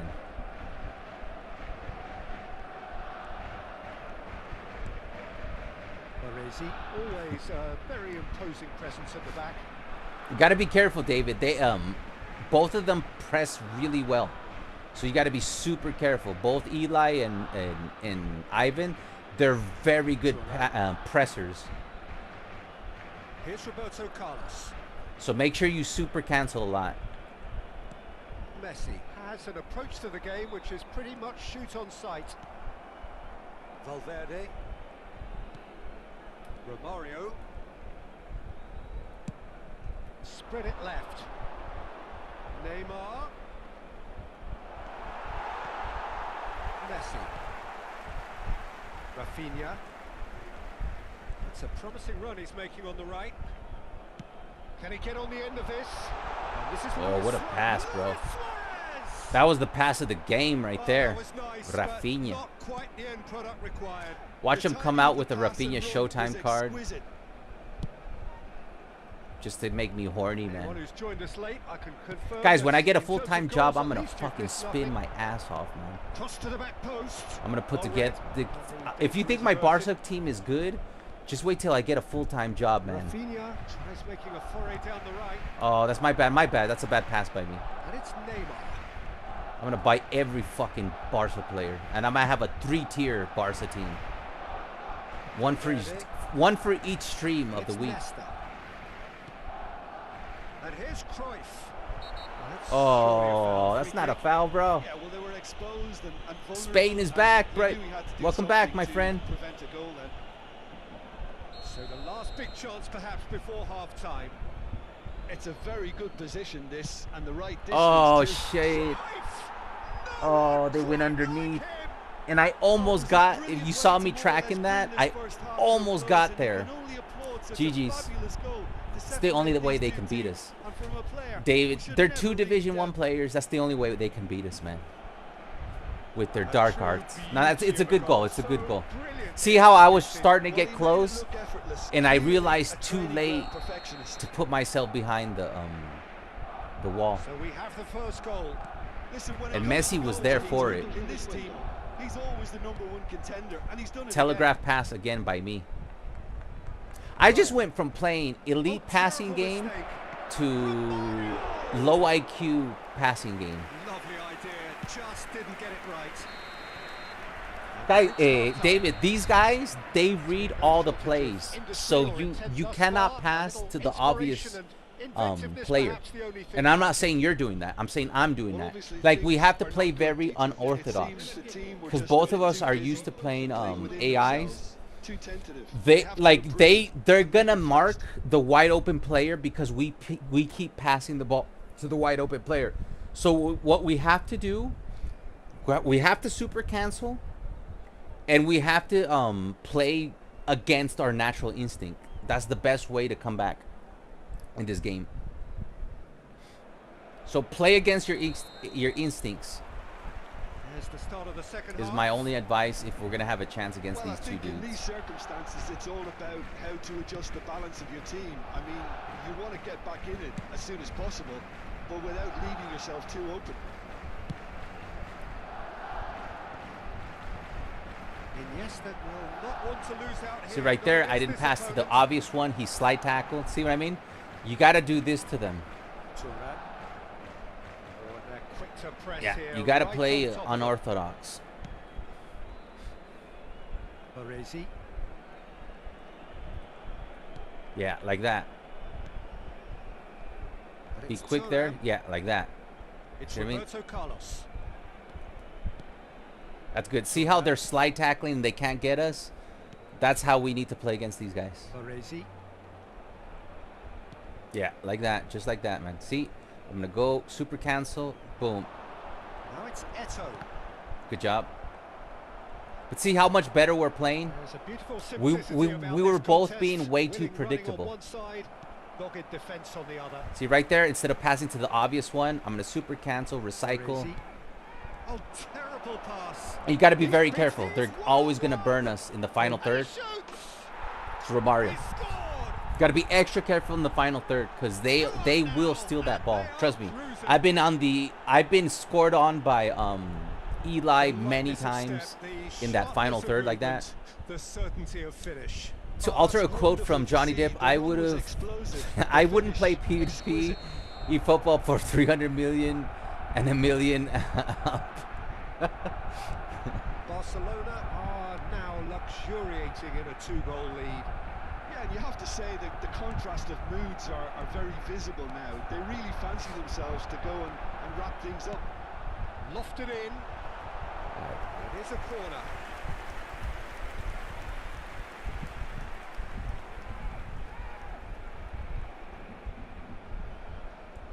I guess. Yeah, and he read it before anyone could Dude, follow up. Luis Suarez is like 6 foot, 6'1". He should be better in the air. He's tall. That's a tall dude for a forward. Like Suarez is pretty tall. Guy's 6 foot tall, man. He just doesn't look 6 foot tall, but he's 6 foot tall, man. Messi. You got this, David. Messi. Off the post, almost. But hit the post.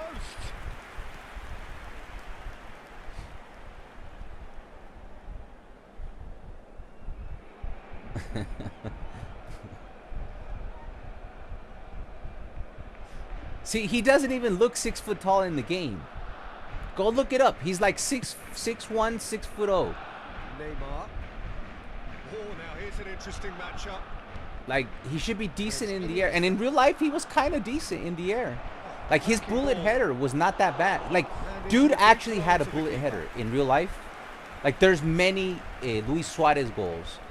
So, I don't understand why this Luis Suarez comes with bullet header. He should be more effective at it.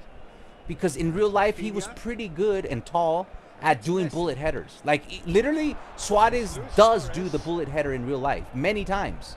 He did it for Barca. He did it for Liverpool. He's going to be disappointed with that. Robson. Not pretty, but it gets the job done. Knocks it wide. It's crazy, man. I passed to the left and went all the way to the right. Yeah. And it's Valverde. Looking for options for movement. Good job.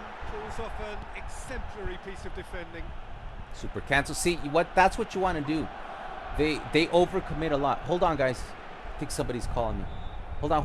Defending was strong and firm. I got to take calls, He's guys. picked his way through. Now it's Iniesta. Hold on. Oh, that's neat. Hello? Iniesta going face to face with his great Give me a second, rival. guys. Hold Now on. then, I'm clash of the live. egos. Give me a second. Let me pause.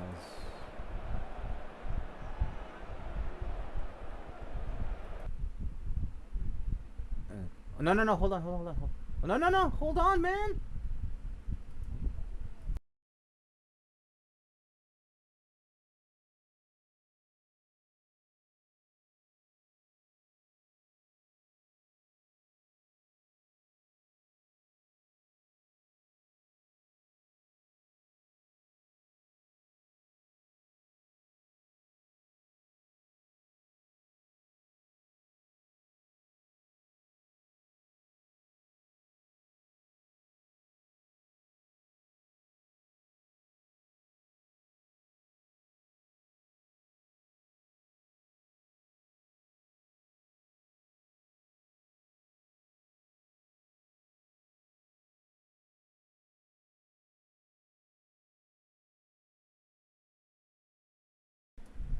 All right, can you hear me? El Gato audio. Guys, thank God I took that call. All right, I got an interview on Monday for the social media manager, and it's a lot of money. So I got it. I got the interview. So that's what I meant. Like, just be patient with me because I will have to take calls during live streams because you know, I might get phone calls for job interviews.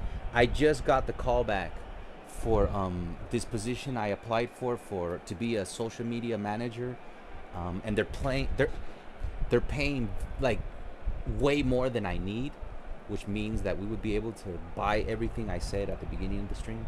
Jesus Christ, man! But we did lose.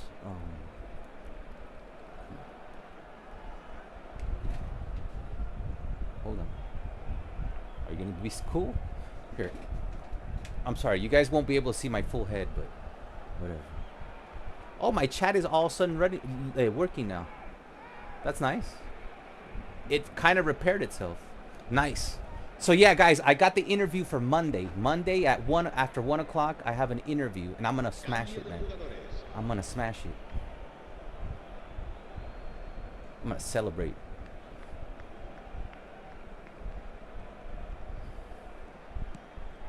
Barcelona are certainly now looking like a sorry lot. They haven't got a proper defence or attack, for that matter. Eto proves just a little bit too strong. Vitinha. Oh, facing up to his adversary. This is a formidable matchup. Valverde. He is just caressing the ball.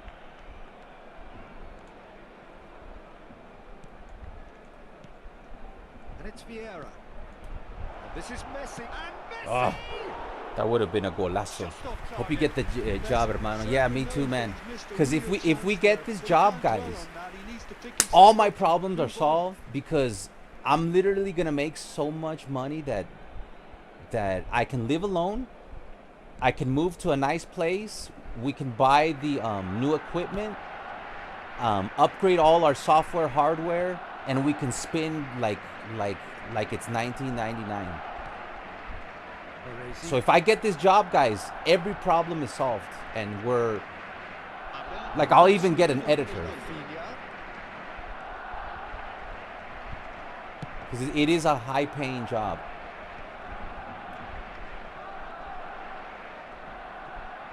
Like what I would do is, I don't know, I'll find out. I don't know if the job is remote or not. If it's not remote, what I'll do is I'll move right next to the job. Like literally right next to the job. So that way, because the thing about my country, you can easily lose 2 to 4 hours in transportation because we're a very small country. Oh, the electricity. We're a small country that we don't even have electricity. That's the sign that we gotta cut the stream. All right, guys. Good game. Another one. No, we're out of electricity, hermano. We're out of electricity. We hit 14,700. Let's party like it's 1999. Hell yeah, brother. All right, guys. This was an excellent stream. We got in the top 5,000 in the world. We had some fun. I just got a phone call that guarantees me an interview for Monday. It's a high-paying job. If I can nail it, I move in immediately, and I'll get myself set up, and it'll be business as usual, and I'll be streaming on my days off. Other than that, if you just joined the stream and you don't know what I'm talking about, for the first hour of the stream, I talked about the future of this channel and the situation that I'm in, so make sure you check that out. And I just got a phone call, which is good news. So, you know, I'm going to get my shot. So I'm going to shoot my shot on Monday. Brother, have a good week. You too, before the apocalypse. Should we continue the old rusted tournament we left behind, rotting? Yeah, we should continue the tournament. Like I said, just let me secure this job, and I got to move. Number one, I got to secure the job. I got to move. I got to get my internet hooked up in my new location. And then we're going to figure out what kind of schedule they're going to give me. And then we'll just continue. But the good news is, guys, if I get that job, man, we can, within a month or two, we can get a brand new computer. We could get 3 monitors. We can use my professional microphone. And we can spin for whoever the fuck we want. All right, guys. So GG's, shoot for the stars. Yeah, guys, I got this. I'll nail it on Monday. The old me is gonna wake up on Monday, and I'm gonna nail that shit. Anything we could do, message me, Mano. Thank you, Modernist Gaming. Thank you guys for the support. To all the OGs, the new Gs. Hope like we're in here for the long run, man. Nothing's gonna stop the channel. So thank you for sticking with me. Hope you enjoyed today's stream. It was absolutely fun. No raging.